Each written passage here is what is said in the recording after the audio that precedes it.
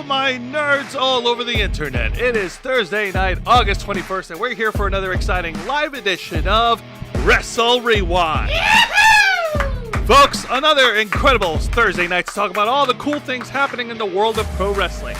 We're talking matches, segments, high-flying moves, OMG moments, title changes, returning wrestling icons, and more.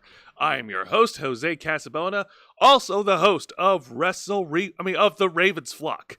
Repeating myself there. And what else? What other Wrestle Rewind are you hosting? This was like last night when I flubbed Angel being the host of Wrestle Rewind instead of some Eagles play. Really, buddy? And joining behind the camera is the host of the Black Files, my tech partner for Wrestle Rewind, the man who puts in the hours playing all the videos on his channel every single week. From the fiery pits of hell, Mr. Wanna Rouse. Don't let his looks fool you. He is from the fiery pits of hell. Yeah, it's called Jackson Heights, Queens, New York. And then I transplanted to Tampa, Florida. So yeah, basically hell.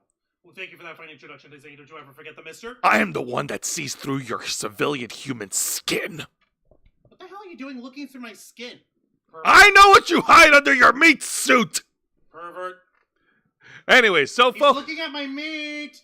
K-Storm, help. Jose's trying to look at my meat. Stop him. No homo. All of the homo. So like all our other shows, we are simulcasting on YouTube and Kick. So be sure to hit the subscribe and the follow button. Click that notification bell for all our content. Leave your questions and comments below. We'll answer as many as we can. And if you wish to go above and beyond to support the Ravens Flock, yeet! Then you could become an inner flocker. And for $4.99 a month, you'll have access to all the perks that comes with our membership.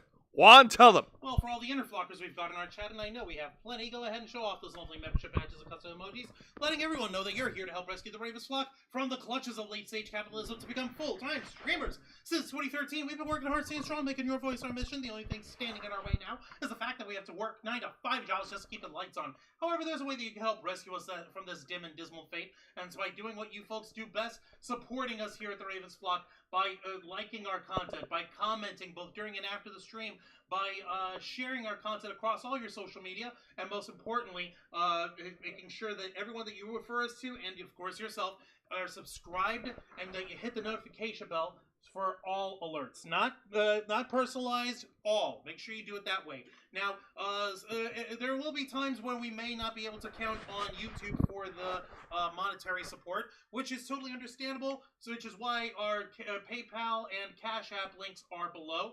But what's more important is growing this channel and growing our wonderful audience, which is where you find folks come in. Is the more you spread the word, the more people we can get to tune into our channel, the more inner flockers can come out of that. And before you know it, we'll be self-sustaining and we'll finally be able to do this stuff, not just for the fun of it, but for a living. With your help, we can and will succeed. You also get access to Members First and Members Only content, a special discounts to our merch store. Link in the description below. And you get access to all of us, the Ravens Flock, your favorite motley crew of nerds, here to make your voice our mission by providing us your thoughts, your input, your feedback, and your ideas to better shape the future of this channel to suit your tastes and needs. Hey, up in the chat, we've got Matthew Coburn, Vicente Guerrero, and Christopher Justice are all in the chat. We appreciate every single one of you guys, but pray tell, what is it exactly that we do here on Wrestle Rewind? So here on Wrestle Rewind, we review 3 of the most exciting pro wrestling programs in North America today. That is WWE's NXT, AEW Dynamite, and TNA Impact. So this month of August is becoming a very pivotal month for all parties involved. WWE has announced its incredible, awesome, super cool money-grabbing deal with ESPN. So they're going to be airing all their PLEs on ESPN starting in September. So that's cool, I guess. I mean, sucks for everybody else who doesn't want to be able to afford a living. Yeah, exactly. God damn it, $29.99. $29.99. That's gross. But that's not going to stop WWE from continuing to counter-program AEW. But just to remind you, they don't view each other as competition. That's right. Everybody knows that they love AEW because we're the real wrestlers and they're really kind of forbidden door. They're the forbidden door. That's right. This Sunday on August 24th, AEW and New Japan Pro Wrestling are hosting their annual pay-per-view event, The Forbidden Door, over in the O2 Arena in London, England. And no, Wembley. Nope. Wait. Sorry, you didn't sell enough tickets. Hang on. God dang it. Well, damn. Hang on.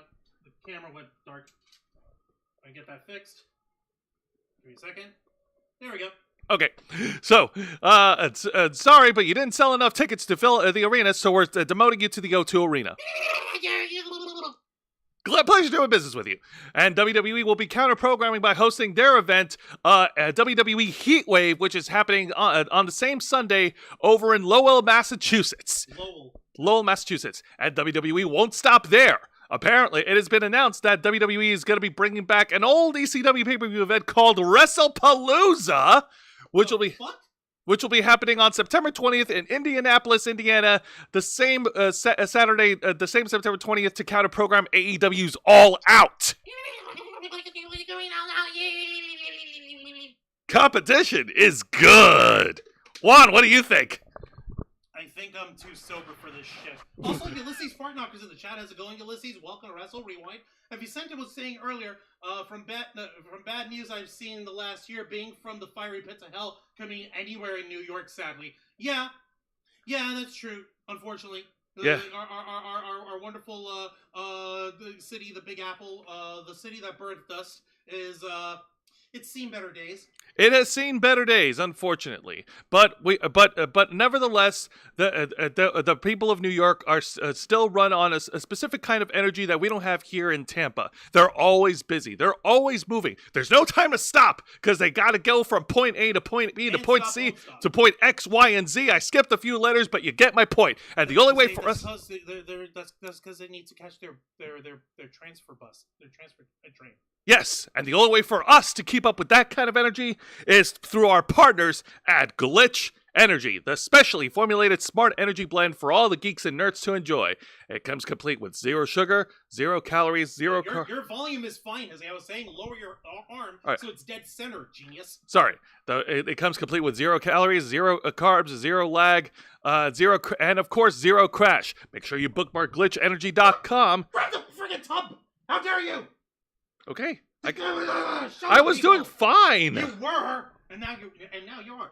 Okay, make sure you bookmark glitchenergy.com. Keep it on your browser so that you can stay up to date for all their announcements, whether it's new flavors or special offers. For instance, if you one of the regular special offers that these guys over at Glitch love to pass out is if you sign up for their little newsletter, which, by the way, I kind of keep this a little hidden on the browser over here. You see that little gift box? That's the browser. No, that's their little gift to you. Boom! Unlock 15% off on your first order. Sign up for our newsletter for special offers, discounts, and updates. How easy is that? Super easy. Giga easy. You know what's also easy? Saving money with Glitch Energy. Because, like you, as you mentioned, Jose, not only are the folks at Glitch Energy handy when it comes to excellent quality and transparency with their ingredients, but they're also quite adept at making sure that their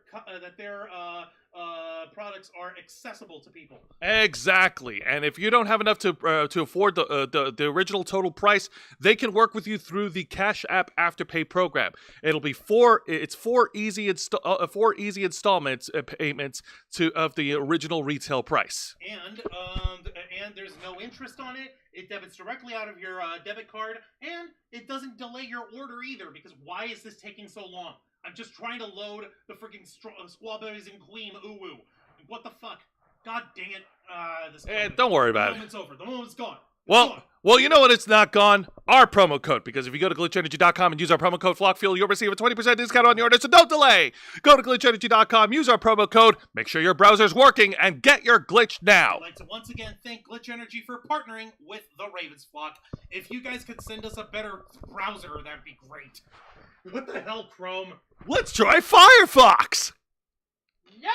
Jose, I'd sooner reinstall Internet Explorer.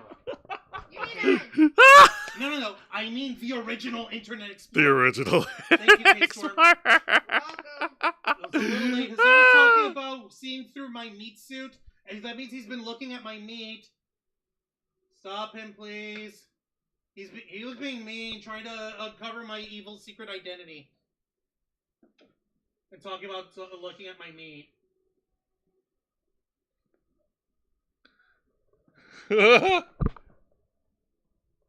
That's right. drumsticks of doom. Cover up those bells before I ring them. Okay. You gotta remember, Kay Storm is also a drummer. Not one of the best drummers on planet Earth, but she knows how to rock some skins.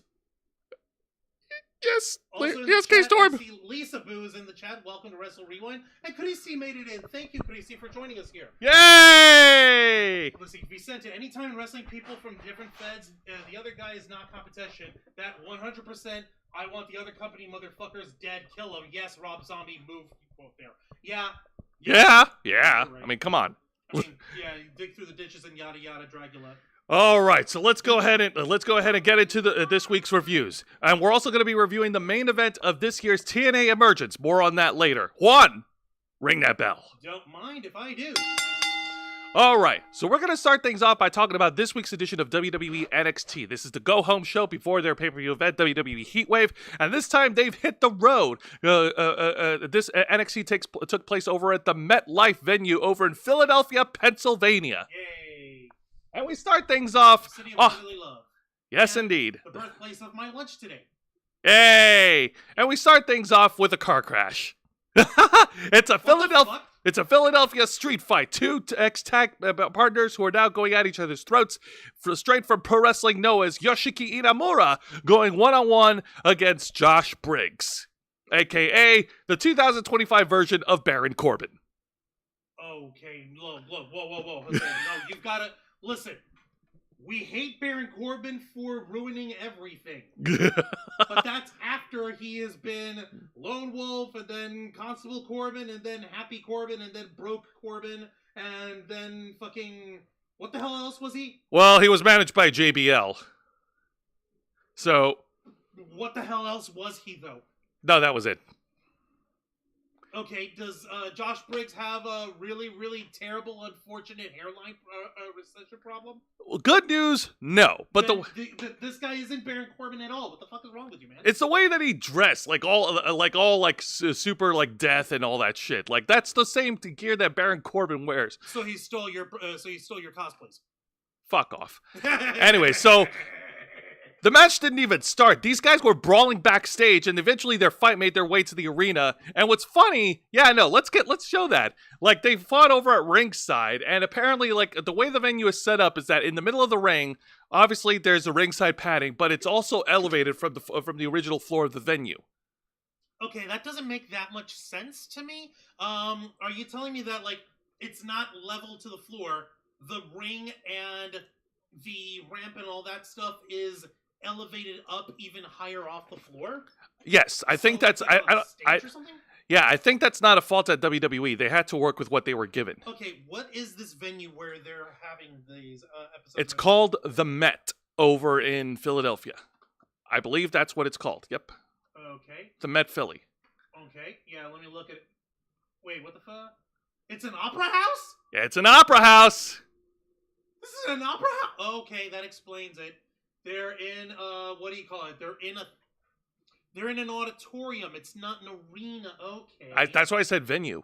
Yeah, the burr. Like, cut me a break here, will you? I'm over here trying to friggin' make sense of this joint. It's okay. It's okay. I kind of fucked up in advertising glitch, so we're even. Yeah, it's okay. I guess. Whatever. Anyway, so yeah, no. But before that happened, they were brawling, and Josh Briggs' vest that he was going to wear for his entrance, apparently one of his shoulder pads was like smoking, and I don't know if he had that like set up. Like it had like a demon face on it. There was smoke coming out of it before he eventually took it off. Okay, was it like a fucking thing of dry ice on his shoulder or some shit? I think something like that, and it was like it just smoldering out from his jacket or his vest or whatever. Yeah. Okay, that's fucking weird.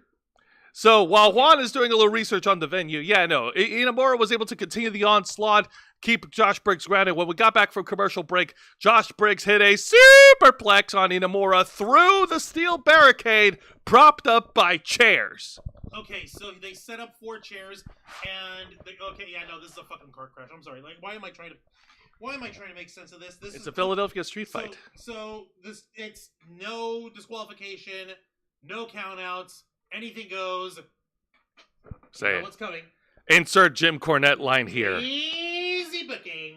What's actually funny is that before they went to commercial break, Josh Briggs pulled out a bat, and then he was disrespecting the bat because there was a logo of the baseball team, the Philadelphia Phillies. What the fuck? So he fucking decided to like, I hate this even more now.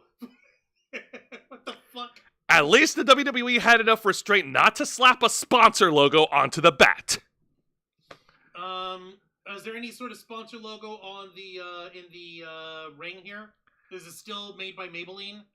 Well, yeah, maybe it was born with it.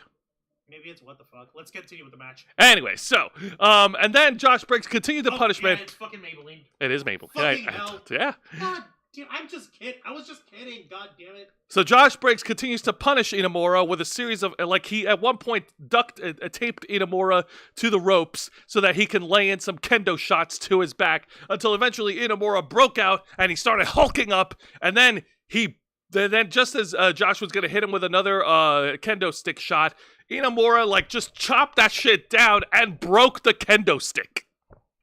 No. Fuck! That was not a well-constructed kendo stick. No, that just means that these motherfuckers had actually wailed on each other enough to break the thing. So, yeah, nicely done. Also, if I may, for just a moment, now that I actually have a photo of the venue pulled up. Yeah, by all means. So, you're fine. This is what it looks like, fine folks at home. Literally, it's multi-tiered little theater area here, right? Yeah. And, looks beautiful. I'm just blowing this up a little more so folks can see it. Of course. At home. So, okay, they can see my little hand over here. So basically, here is the ringside, folks. Right here on the stage is the actual ring, and folks are watching in the little box seats here and up in the mezzanine area. Yeah. Right? Cool. Everybody got that? Yeah, no, we got that. It looks great. I like it. Here's the thing. I've been to the Strass Center a couple of times in my lifetime, and that looks great. But man, that looks like a step up from the venue. No disrespect. No, all the disrespect. Strass Center, get your game up. How dare you? They'll probably get their game up. Actually, no. I had a joke, but then it just escaped me. I hate when that happens. You think you've got the perfect little zinger, and then fucking brain just decides to... So Inamura continues the punishment, lays in a sumo charge with a series of palm strikes, and then he puts the trash can on Josh Briggs and started wailing him with the Philadelphia Phillies endorsed baseball bat. Oh my god. Batter up, bitch! Shoot me. Oh, man. You're just enjoying yourself way too much on this. At least he's not pointing at him menacingly. This is nonsense and shenanigans. At least Inamura wasn't pointing at him menacingly with a bat like a certain icon we know. Yeah, I'm honestly surprised you weren't wearing your Sing shirt tonight, but sure. Yeah. Truthfully, fucking sure, why not? All right, so continuing with this crazy-ass match, Inamura then sets up a Slim Jim table in the ring and then does an incredible crossbody crashing through the table. No, why? Don't tell me it was actually another Slim Jim table. Yes, it was. Why? Fucking stupid. Stop it. Because we got to get that sponsorship out the... We really don't. We really fucking don't. Oh my god. You don't understand, Juan. This is the current landscape of WWE. Sponsors, gates, money, more subscriptions, more content. Shut your whore mouth. Shit's getting out of hand. Oh my god. No, he was now of course Josh Briggs was able to turn this match around in the final moments. Go ahead and share that. And then he lays out Inamura onto another Slim Jim table, goes to the top rope and hits a devastating moonsault to pin and win the street fight. Your winner, Josh Briggs. How dare you? But his win came at a cost. He did suffer. He did have to get stitches on his eyebrow after that fight. Okay. Dragon Fang had stitches last week, so. Okay, but did Dragon Fang get hit by a baseball bat? She got bit by a dog. Okay, yeah. That's almost worse. Yeah, that's true. All right, but that being said, great way to open up the show. Start off with a street fight. get the fans of Philadelphia, of course, will like anything that's extreme. In fact, there was chance of EC dub when Inamura was dominating during the match. Yeah. Just because they're not at the 2300 arena, that doesn't mean the spirit of EC dub doesn't reign supreme all over the town of Philly. You know what? Where it should reign supreme? Where? At the 2300 arena. You'd think that these guys would want to capitalize on that some more and fucking go back over there. But I suppose this was a nicer venue. Also, AEW booked it ahead of time. Oh, for God damn it! AEW beat them to the punch. Oh yeah, well, there's competition. Fuckers. Anything they can do, I can do better. Yeah, then okay. Make money. No, can't do that. No, I can put out some really, really great wrestling matches. Yeah, no, Jose, if I decided to get you drunk as a skunk and have you auto set up like a freaking matches on 2K20 on 2K25, even then you can make better matches than Tony Khan. Well, yes, of course. Well, thank you, and I appreciate that. All right, so now that we got all that carnage out of the way, let's go ahead and talk about You maniacs are fucking satisfied? Good, shut up. Here's the rest of the actual show. Yeah, now let's get to the exciting match of the night as the women's division take the stage as there's a 6-woman tag team match. Holla, holla, holla, holla, holla, holla. The team of The Fatal Influence, Jasmine Nix, Fallon Henley, and the champ, JC Jane, go up against the Elegance brand, Heather, M, and Ash by Elegance, which two out of 3 of them are the TNA Knockouts Tag Team Champions with Masha Slamovich as the special guest referee. What could possibly go wrong? Yeah, no, this is a fucking slaughter. Surprisingly, yeah, no. The fans of Philadelphia were actually cheering for the Fatal Influence. Like, the Fatal Influence, they were the de facto baby faces in this match. That's because you're on home turf for NXT, stupid. Also, no one's going to cheer for a 15-time 24/7 champion. Ow! Let's see, with my spear and magic helmet, see, the fence had the fence had a chair meeting. Ha ha. Fucking hell, I get it, Matthew Coburn, I appreciate that. Let me see, Kodesi is still recovering from surgery. I hope you're doing well over there. Let me see here. Vicente was also saying smoking shoulder pad. Road Warrior Hawk would have been into it. Yeah, what a rush. Oh, man. They have a deal on tables and chairs. Like, yeah, I know, Lisa, but it's so cringeworthy. It hurts. It's embarrassing. They could have done worse. They could have. Remember that. Now. Please don't remind me. Okay, here we go. Here we go. So we start off with some great tag team action with Fallon Henley and Jasmine Nix. Jasmine Nix, of course, showing off not only improved wrestling skills, but also an incredible ring attire that the fans really, really like. Like, seriously, I looked at posts on Twitter and Facebook, and apparently there are fans who are, like, thirsting real hard for Jasmine Nix's wrestling attire this week. You know, Jose, I like to consider myself a reasonably intelligent man. But for the life of me, I am bewildered, befuddled, confused, perturbed, perplexed, completely and utterly confounded as to why the folks on the internet and the folks at NXT were totally into Jasmine Nix on this week's episode of NXT. In this tag match. Against the Elegance brand. Jeez. I'm sorry, I just can't put my finger on it. I will never understand. I will never know why. I don't know why either. Listen, I mean, I have no clue. I swear, wrestling fans are crazy, man. We watch, unlike them, we watch NXT for the plot. The plot. She has a nice ass! There. Oh, you think the backside looks good? Wait till you get a good look at her front side when we talk about this match. Excuse me? Excuse me? I'm sorry? What? The fuck? Oh my god. would you do that? Why would you say these things to me? I thought you cared. I'm setting up the expectation. Trust me, Juan, you're not going to be disappointed.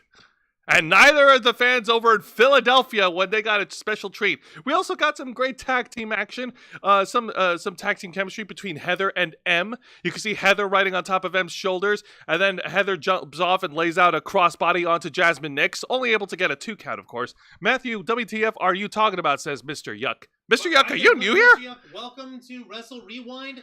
Since you are new here, we're going to go ahead and let you know.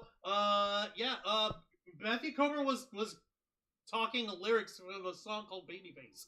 Yeah, also, Get but your yeah, culture on, man. but yeah, Mr. Yuck, if you're new here, hit the subscribe button and hit the notification bell. Stay up to date and tell your friends about the Ravens flock. Let us go ahead and continue because it looks like things are looking hunky-dory for the Elegance brand. They have the upper hand against the Fatal Influence thanks to their undeniable tag team chemistry. But things took a turn for the worse for the team representing TNA as the the personal concierge was caught cheating by the referee and he was ejected out of the arena, much to the delight of the Fatal Influence. God damn it!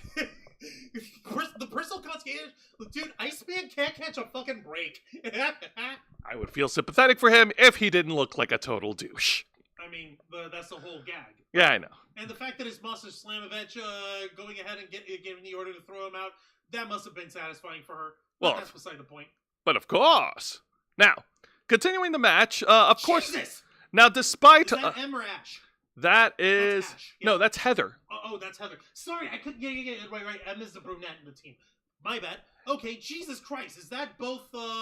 Is that Fallon Henley about to eat her feet with that giant missile drop kick here? Pretty much, because despite being Sans' manager, that did not stop the momentum of the Elegance brand. Yeah, no, like you got to figure these girls have gel well enough that at this point they'll be able to work on this stuff on their own.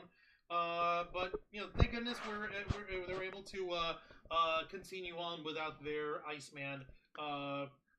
Everybody and listen. Okay, I'm gonna stop. No, you're good. Like, but like them or not, the fans were cheering for JC Jane. They want, like, as soon as JC Jane got in the tag, anytime she gets a tag, the fans go crazy for her. She's not from Philly, is she? No, she's from Tampa, Florida. Yeah, what the fuck is She's not from our town. What the fuck is she? Well, whatever. I guess these guys are like, hey, they like their winners, they like their heels, so whatever. Yeah, no. Speaking of heel work. Yeah, JC Jane gets in the hot tag, lays in the punishment on, I believe that is M. That's M. She lays in a cannonball onto while she was seated at the corner, and she lays out a senton splash from the top rope, as you can see. Ow. Yes. Go ahead and continue. Yeah, let's go. Okay. We got some more tag team action here. You see Fallon and Jasmine Nix laying out Ash by Elegance. No, that's still M. No, that's Ash. The first one was Ash too, because I could tell from the shoes. All right, fine. That was Ash. Yeah, that was Ash. They lay her out with a tag team flapjack, dropping her face first. Oh no, not the pretty face. Oh no.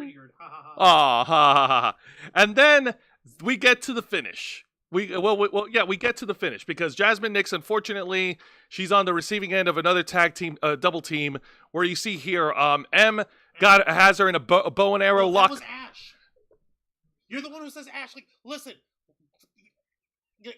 M has long white boots. Okay, here, let me forget. Here, I'm about to fucking. Yeah. Okay, no, I know which one's which. Okay. That's Heather. All right. That's Heather stomping on Jasmine. That's Heather, and this is Ash. Okay, Ash. All right. Okay, fine. Ash locks in the bow and arrow lock on Jasmine Nix. You can tell also darker blonde hair with Ash, lighter blonde hair, Heather. White boots, Heather. Sneakers, Ash. Okay. All right. You got it? Got it. Shit, tell them apart, Joe. Anyway, so Ash locks in the bow and arrow lock onto Jasmine Nix, holds Jasmine Nix a perfect position for Heather to drop the boots right onto Jasmine Nix midsection. Oof, ow. No, wait, we already did that. I already did that. No, it's okay. There we go. Yeah, no, There that's is. it. Oh, Jesus. So now we get to the finish. Now, because with the referee distracted, Ash by Elegance lays out the rarefied air, tries to go for the pin, but the referee was distracted by some shenanigans happening with Fatal Influence, and then Ash turns up. Being Masha Slamovich. Yes, Mash Slamovich, and then Ash by Elegance. Then Ash turns around and gets hit by a discus forearm by JC Jane, who pinned her to win for her team. Your winners, the Fatal Influence. And hey, remember what I said that her front side is just as good as her back? Oh, on Jasmine Nix? Yeah. You know what? I'm sorry, Jose. I just don't get it. Listen. I already mentioned to you before. I don't like repeating myself. I really don't like, smashing a point home hard in any way. Because I figure that this stuff should be self-evident. But it seems to me, at least in my own personal perspective, there really isn't that much of a good logical reason, at least, for folks to be that enamored with Jasmine Nix's attire tonight on NXT in the middle of this tag match alongside her partners in the Fatal Influence taking on the Elegance brand. I'm sorry, I just don't get it. Hey, listen, listen. Tennies! I was going to make a joke here, but you just fucking cut me off. No, I was going to say, listen, we're trying to be professionals. We're trying to review some total non-stop action. Yeah, but that's later in the show, Zane. Okay. Oh, yeah, this is a different kind of TNA. My bad. Yeah, seriously. But, yeah, no, seriously, Jasmine Nix, what the fuck? You're just a few degrees off from looking like Princess Leia in her slave outfit with Jabba the Hutt. Mm-hmm. By the way, Jose, just as a small little thing, we in the Star Wars nerd community have collectively agreed that it is no longer to be called the slave outfit. We've now have dubbed it collectively the Hutt Slayer outfit. Okay, that sounds cool. You're damn right it sounds cool, because Leia's a slave to no fucking body. Fair. All right, so let's go ahead and move things along because it's now time for the best segment of the night, and it is an in-ring segment between two women who were literally friends for only 1 week, and now all of a sudden they hate the hell out of each other. It's an in-ring segment featuring Jordynne Grace, the Juggernaut, and the Glamour, Blake Monroe. Okay.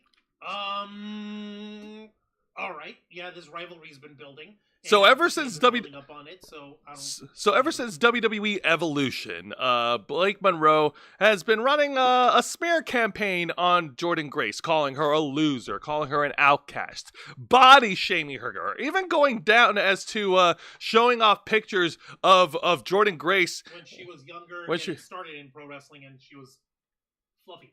Exactly. Like, man, like, Blake Monroe is, like, just hitting all the low blows in this rivalry. And Jordynne Grace, for the past couple of weeks, has been trying to get her hands on Blake Monroe, but she keeps coming up short. 2 weeks ago, or was it last week, she tried to get her hands on Blake Monroe, but Blake was able to get the hell out of Dodge, literally inside an SUV, and drive the hell out of there. Was it a Dodge SUV? I think so. Anyway. So now it has come to this. Jordynne Grace and Blake Monroe will meet one last time before they square off at Heatwave. First, we get an in-ring promo segment from Jordynne Grace. She talked about how her friendship with Blake Monroe was admittedly short-lived, but she actually cherished that friendship, but she felt betrayed, reasonably so, by Blake Monroe. She pretty much recapped all the shit that Blake Monroe has done to her, smearing her name, showing body shaming her, all that stuff, and calling Jordynne Grace ugly. And before Jordynne Grace could finish off her promo segment, she was interrupted by Blake Monroe, who came down with security personnel. She apparently has a special provision in the contract that she's holding that if Jordynne Grace lays one finger on Blake Monroe during that whole segment, then the match between them on Heatwave is off. Boo! How dare you? No. So- She's using legalese and shit. No, how dare you? So Blake Monroe got on the mic and she talks down to Jordan Grace, saying like, "Oh no, honey, you're not just an outcast. I'm gonna expose you for being an ugly reject." Hun, Fucking okay, seriously? yeah. Like, is she like who is she really calling ugly? Like who's she like Blake? Listen, okay, listen. Blake Monroe is like traditionally fucking like generally attractive and shit, and Jordan Grace is attractive in the hurt me more, squeeze my brains out with your thighs, mommy way. For fuck's sake, like there are different forms of sexy. K-Storm, you like the women's? Aren't both of these women's hot? Yes, See, thank but you. also sexy as in, or not sexy, ugly. That is so kindergarten. I know. Speaking, that is like the most kindergarten insult one woman could give another. Yes, it is. It's childish. Thank you. I like the way Blake Monroe talks, though. The way she talks in this slow pace and everything. Like, she is good at hamming it up. She knows how to chew the scenery. Honey, God look at damn. Buff One's hairstyle That's and Jordan my Grace. Jordan Grace's hairstyle and mine. Ah, shit. It is similar, but I don't have enough curl in my hair right, yeah, to duplicate. and Jordan Grace has got her hair like braided down Yeah. over on the sides rather than shaved down like you did. Yeah. Yeah. Okay, so and Nikki Bella made her way in the chat. How's it Yay! going? Thanks for joining us. Vicente Guerrero, Jordan and Blake friends a week, then hate each other. Sounds like Gail Kim and Trish Stratus in WWE. Gail turned heel after 1 week. Hi, Nikki Bella. There was a horror movie out maybe last year named "We're All Going to the County Fair." Weird. Good lord. Okay, that is Because a weird one. it was mentioned because Nikki just got home from the fair. Oh, Yay. Well, okay. glad you enjoyed yourself. Yay! I hope you enjoyed yourself. How was the fair, Nikki? We hope you had a good time. I need to go back to the fair someday. Right, so she said that she's ugly or whatever. Okay, spell it out here, Zay. All right. But Jordan Grace told Blake Monroe that she doesn't need to lay a hand on her to show what she's going to do to her at Heatwave. So, after Jordan Grace disposed of the male security personnel, who probably got more action than they did in their individual lives, Jordan Grace grabs Blake Monroe's hand and her mic and tells Blake Monroe that, like, this Sunday Heatwave, I'm going to show you what ugly really looks like. And then lets her go. So, I mean... What's the fear of God in Mariah May here and Blake Monroe here. Fuck, no. Actually, look at the expression. Look at the expression on Blake Monroe. She is deathly horriblified. She is horrifilated. She is not a happy camper. She's having a bad day here. This is a woman who's about to shit her pants. Shop now at WWEshop.com. No, because she used to work and model for them. Oh, shut the Ah! fuck you! Look, the mean jokes are my line, okay? Jose, you're not allowed to do that. How dare you? God dang it. But yeah, no, okay. Well, considering the admittedly lackluster build-up for this match, the fact that these girls are giving it their A game in terms of setting up the promo for the program and setting up the match itself and trying to show what the story is for their match, they're doing a good job. Exactly. And when we get to the match on Sunday, pretty much the wrestling's going to do the rest of the talking for them. There you go. Okay. So, Yeah. And that's where Jordan Grace and Blake Monroe really shine here. So that's what we'll have to look forward to. Yay. Now, the good news is there were no bad matches this week when NXT visited Philadelphia. But Yay. this segment, I do want to talk about it because it got a little weird in the middle, but then it started to get goodish. So this is an in-ring peace summit segment, if you want to call it that, between, we're doing rival nations here as the Canadian and North American champion All Ego Ethan Page with his new assistant, Chelsea Green. joined this peace summit with Tavion Heights and the winner of WWE LFG Season 1, Tyra May Steele, and those two and this newly formed duo, they represent the good old USA, America, apple pie, and all that stuff. Fuck yeah. Anyways, so no, hold off on that. Hold off. Yeah, All right, so in this segment, yeah, like they started talking about how good they are comparing Canada to America, and then Tyra May Steele, she once again goes on to brag about being an Olympic gold medalist, and from there I was getting similar, like, oh no, they're trying to pull a Kurt Angle vibe. I'm getting forced Kurt Angle vibes here. Oh man. They tried to do it with Gable Steveson, No. and it didn't work. Don't do it that way, man. Come on, no.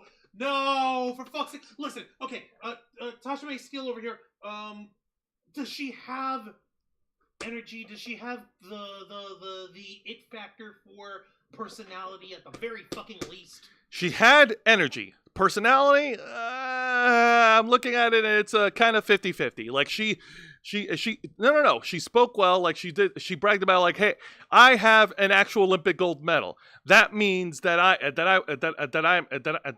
am meant to be champion. And she went on the whole tirade of that. Chelsea Green, thank goodness she saved the segment. First of all, calling Tyra May Steele but honey bunches of oats. and then she bragged about how she is the first and longest reigning WWE United States champion in history, which is cool. Yeah, no, maximize your minutes, honey, to get it. And then that's the best you could, like, hey, yeah, no, fucking hell, gotta love Chelsea's ability to piss you off.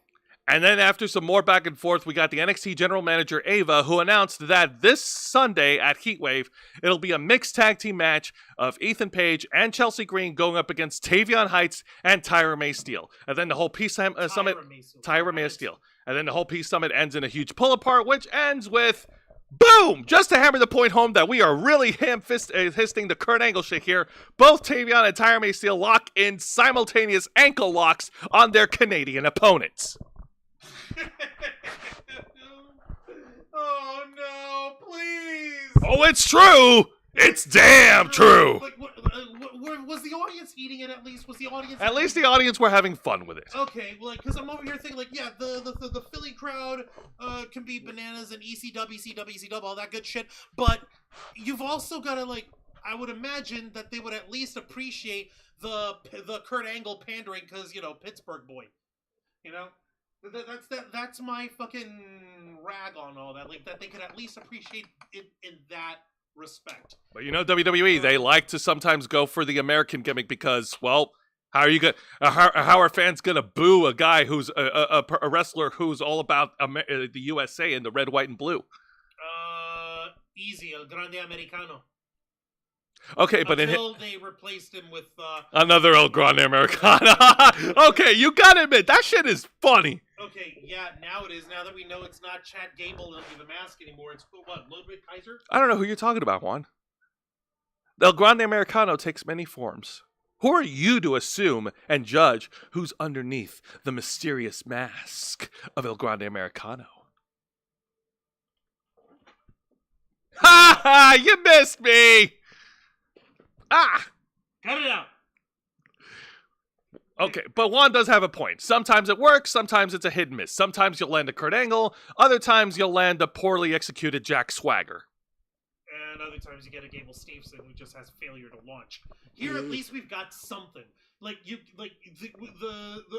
Tyra May Steele clearly has the fucking wrestling part of all of it down. She clearly has the physical, the athletic work down to a T. But as far as not an issue. But as far as cutting promos and developing personality, she's got a long ways to go. A long fucking ways to go. Let's see. I had a carton picture drawn of me at the fair. Oh, that's cool. Yay! Oh, a cartoon picture. Yeah, cool. That's awesome. Yay! Looks like she's driving a glam taxi. Oh my god, damn it, Matthew Coburn. How dare you? God almighty. Well, you know what? It was weird, but it was still fun to enjoy. So I'm not gonna not be too mean about it. I will. You suck. How dare you? All right, now before we get to the main event, we do have an honorable mention that I will bring up, and that is round 2, Electric Boogaloo. These men are running it back again as, as Absolute Ricky Saints takes on the winner of LFG Season 1 in the men's bracket, Jasper Troy. Okay, Jasper Troy, Ricky Saints. We got rookie and certified legend in the making himself. How does this match turn out, Jose? Well, in their first encounter, Jasper Troy won by countout after destroying the freaking entrance ramp that we covered here on this channel. This time around, there wasn't that much property destruction. They kept all the action inside the ring, and while the action was fun to watch, while the action was pretty awesome, but it doesn't live up to the same level of carnage as their first encounter. But nevertheless, it was still fun, the fans loved it, and the right guy went over. Ricky Saints defeated Jasper Troy after hitting a devastating tornado DDT, so now both of these men are 1 for 1. They're going to square off in a rubber match. I know it's going to happen, and I'm guessing the blow-off match is going to be some sort of a gimmicked stipulation match, which I'm counting on it. I bet you it's going to happen. Bank on it. Yay. So yeah, this one sounds like it was fun. Of course. And now let's get to the main event, and this main event has high stakes. Unlike the stakes that we ate for dinner. Yeah, I was about to say, like, wait, I wasn't thinking about steaks. I'm sorry, Juan, but the stakes have never been higher.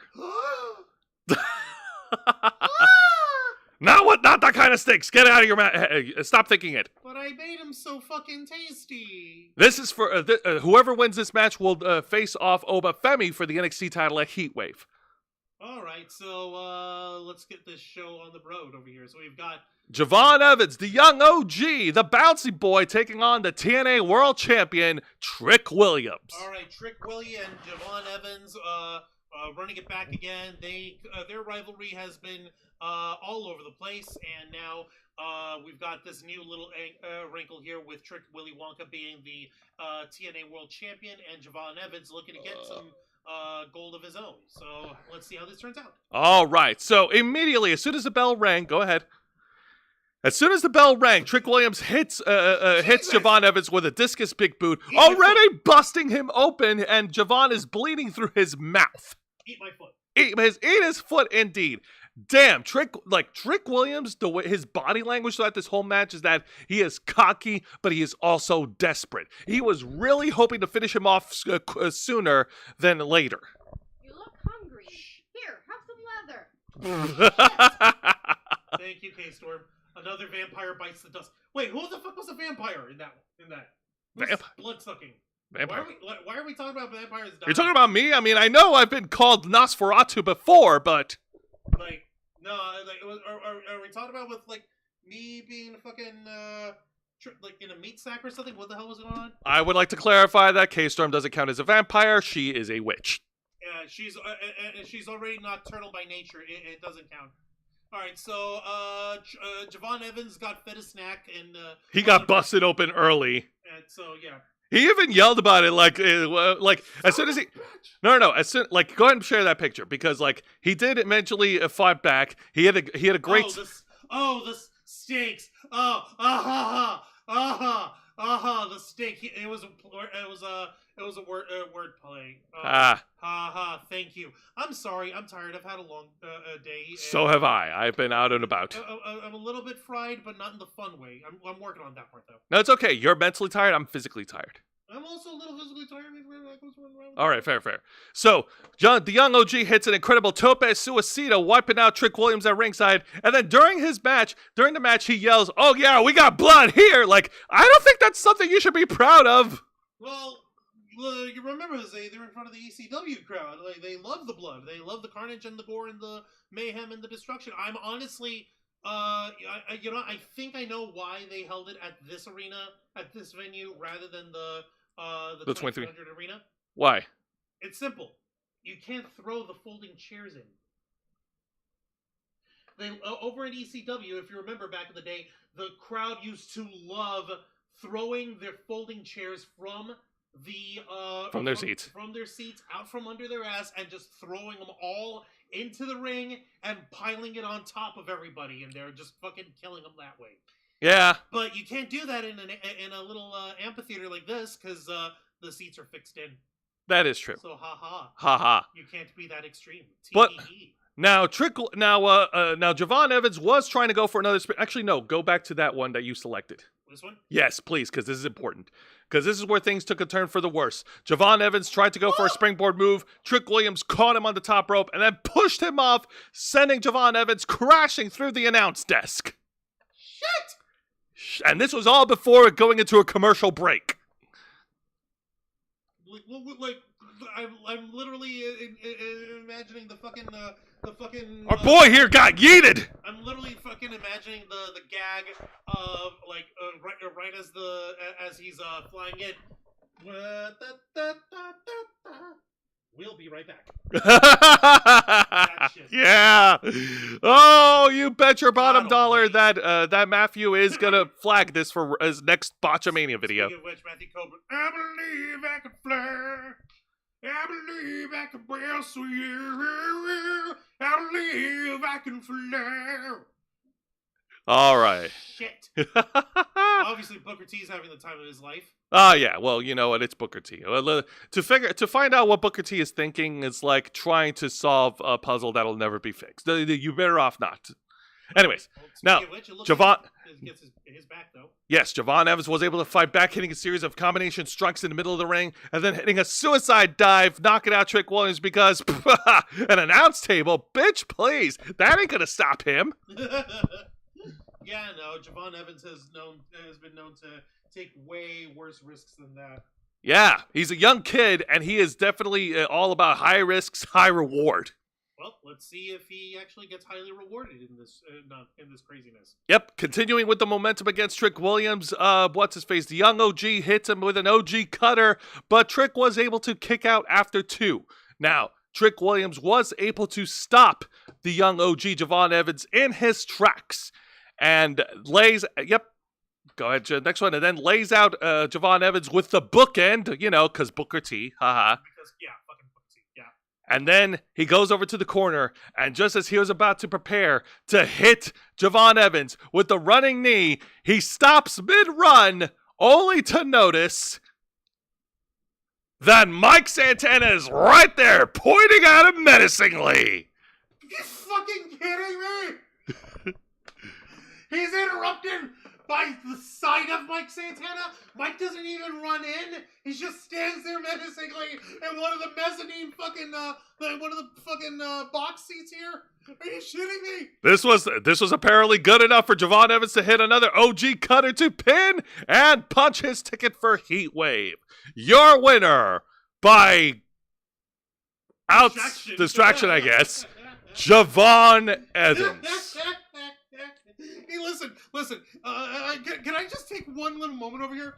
If it wasn't for you calling attention to it, I would not have noticed that Mike Santana was anywhere in this fucking photo. It took me a second to actually see Mike Santana up in this shit. There he is. Oh my god! Like, seriously, Trick goes for a run. He stops mid-run in the middle of the ring, and he's like, huh? Who that? It's so stupid. Oh my fucking god.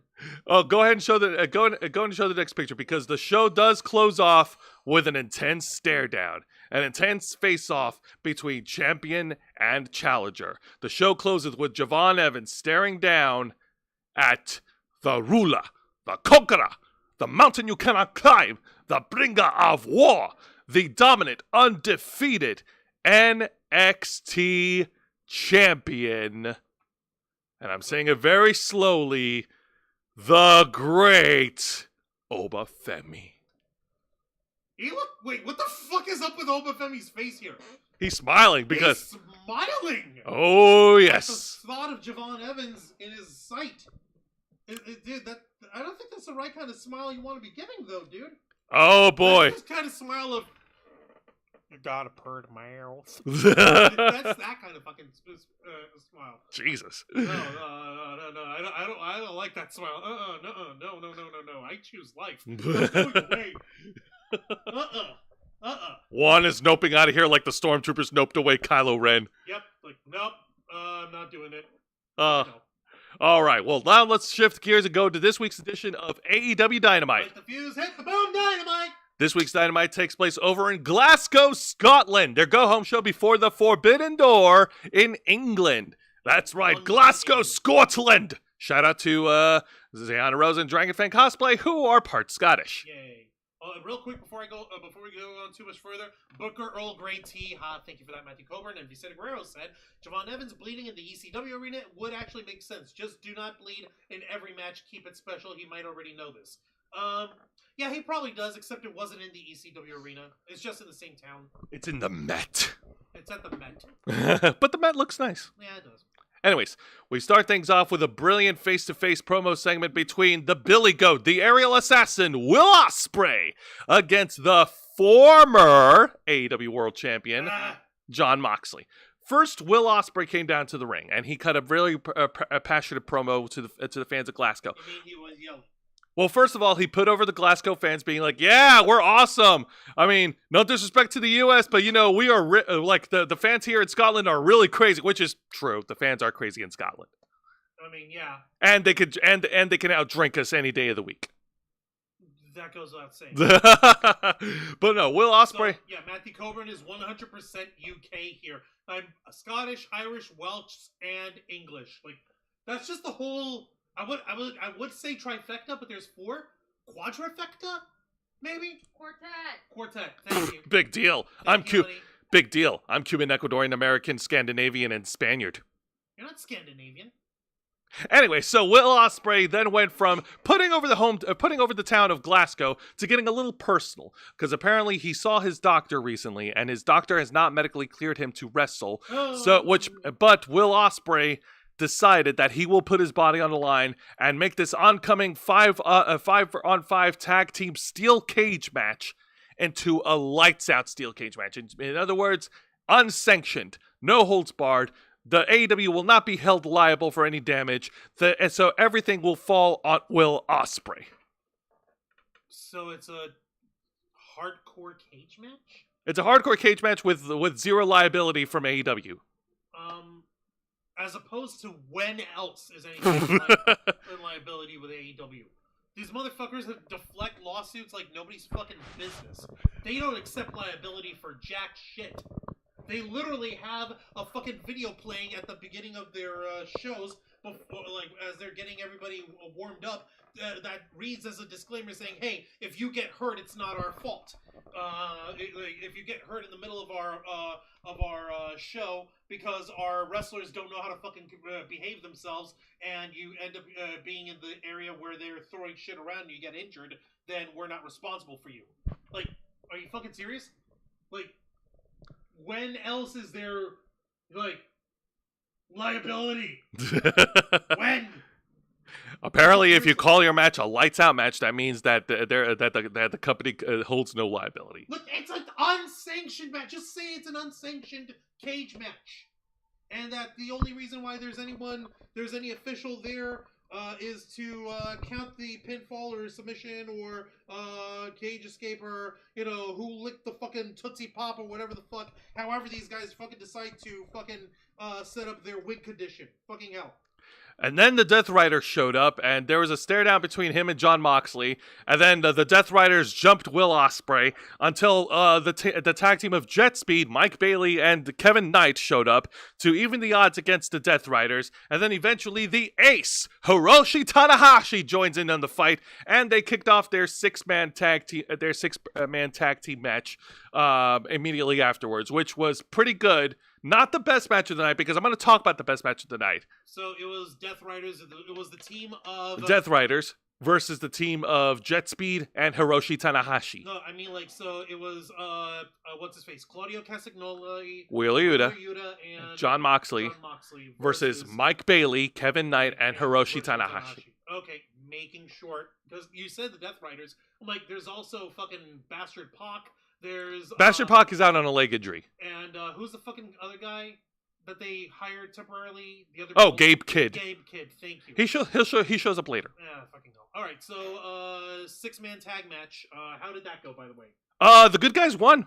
Okay, that's nice. Yep, Tanahashi won by pinning Wheeler Yuta, big shock. And but then afterwards there was a huge pull apart with a lot of bodies involved. Like John Moxley called in for backup. Gabe Kidd brought in the Bullet Club War Dogs from New Japan Pro Wrestling, and then Really? yeah. And Darby Allin also showed, and then the Ops showed up, and Darby Allin showed up. It was a huge clusterfuck. So it just turned into a mess. Okay. Yeah. God damn it.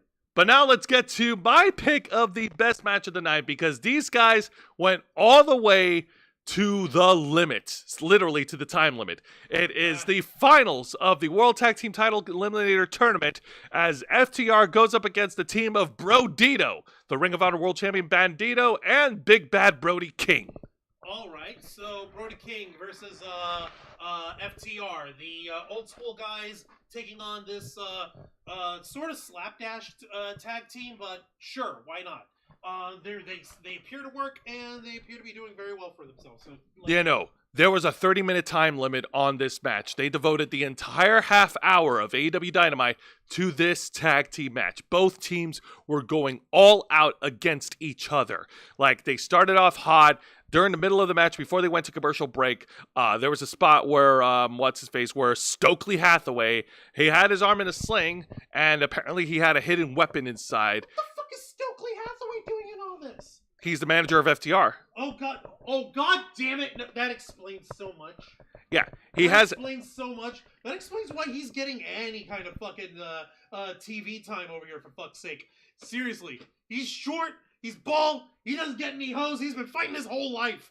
Now he's got no problems with getting screen time because he's paired up with these two chuckle fucks. Yeah, pretty much. So he pulls out a weapon from under his sling, like a pipe or something, and then they clock Bandito over the head. I mean, they clock Brody King over the head, and Brody King's like bleeding profusely. His entire face is covered in red. Oh my god, that is so wrong. Yeah. Like, where did they knock him? Did they knock him? Knocked him right in the forehead. Right square in the middle of the forehead?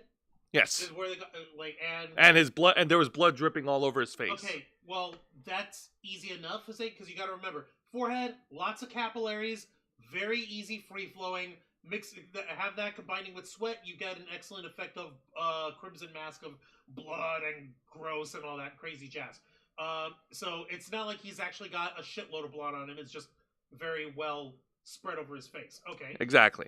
Now this match went by 2 commercial breaks, not 1, 2. And as they get to the last 5 minutes, both teams were struggling to try and get the pin. They were trying to hit all these dynamic moves, one move after the other. Like, it was FTR dominating, and then Brodito back and forth. It was crazy. 1, 2. Okay. All right. So they did actually play the time limit up to effect for the drama of the match. Yes. Okay, thank you. Do that a little bit more often, please. If you're going to go out of your way to say that there's a time limit to the match, fucking hell. There was a cool spot near the end of the match where Bandito was trying to go for the 21 plex, but then FTR stopped Bandito from completing it, and then they were able to counter it and turn it into the Shatter Machine. Brody King was able to break up the 2 count at that point, and in the final seconds of the match, Bandito tried to go for an incredible moonsault move onto Cash Wheeler. He tried to go for the in the final moments of the match, like, FTR set up a table at ringside. They set it up like leaning against the barricade, right? Oh, no. Diagonally. No. Listen. Hear me out. In the final seconds of the match, Cash Wheeler tried to go for a suicide dive through the ropes. He tried to hit Bandito. But, I mean, Bandito. Bandito ducked out of the way, and when the timer hit 0, Cash Wheeler crashed through the table. Bandito still thought the match was going on. He goes for the moonsault onto Dax. He covers him. The fans are chanting 1, 2, 3, but the ref's trying to tell him, hey, man, time's up. Time's up. We can't. There's no, it's time limit draw. So Everyone was so pissed, weren't they? They were. The ring announcer had announced that the match ended in a draw. And then, no. And then 2 seconds later, the ring announcer got on the mic and said, but we received word from Tony Khan that at the Forbidden Door, it'll be a triple threat tag team match for the World Tag Team titles. FTR versus Brodito versus the Hurt Syndicate. Isn't there somebody in authority who could say anything like this? Like, Listen, I could have sworn, wasn't there a whole tag match where the fucking Young Bucks fought off against Hangman Adam Page and Swerve Strickland, and the winner gets the powers of executive vice presidents that the Young Bucks have? Oh no, it was Swerve and Will Ospreay. Okay, fucking Swerve and Will Ospreay. Swerve hasn't been seen in a while. Actually, he's been seeing on video vignettes so far. I mean, he can fucking do a video vignette up in there then, if that's the fucking case. Like, He's busy feuding with Kazuchika Okada. fucking hell, that's not important enough. You can say here, like, hey, I haven't really even had the opportunity to flex these muscles after winning this, but you know what? Screw this. You guys fought off to a 30-minute draw. I'm gonna have both of y'all go in at Forbidden Door against the Hurt Syndicate for the tag titles. So, it's going to be a triple threat tag team match. You know, they had an authority figure character set up in Christopher Daniels, but they fucking scrubbed that out months ago. And wasn't the goat the goat himself, the yes man Bryan Danielson? Didn't he make a big hullabaloo where he showed up at All In Texas not too long ago? He showed up to help. He showed up to help Hangman Adam Page in the main event. He was under the mask of Blue Panther. Yeah, no, I know that, but like you'd think, like, doesn't he have some sort of backstage role or something? Doesn't that make him some sort of a fucking authority figure? Don't you think that maybe he should have fucking said something? It's amazing how AEW doesn't think that far ahead. My fucking God. Bryan Danielson was there as a commentator to fill in for Taz. Fucking blow me. Oh my God. No, the match was great. I don't like the bullshit that they did at the end, like where she said apparently she got word from Tony Khan. Somehow. Seriously, that's right up there with that scene in The Rise of Skywalker where freaking... No, Jose. Like, listen, here's what... I'm not going to get into Rise of Skywalker shit with you, because that would make me take over the whole show. Point is, this was dumb. They should have an authority figure that's actually credible, and not those two little Pee Wee Herman fucking, eunuchs. Anyway. Okay, fair. Match was great. I hate the finish. And I hate the Tony... Because we gotta put over Tony Khan more. God almighty. God knows, you know... He doesn't get enough ego stroking, does he? All right, now let's get to the exciting segment of the night, and this is an interview segment moderated by Tony Schiavone, where he interviews Adam Copeland and Christian Cage. Edge and Christian are back, baby! Yay. We got the original, we got 2/3 of the Brood! Yay, all we need is Gangrel, and then we have a whole bag of bloodsuckers with us.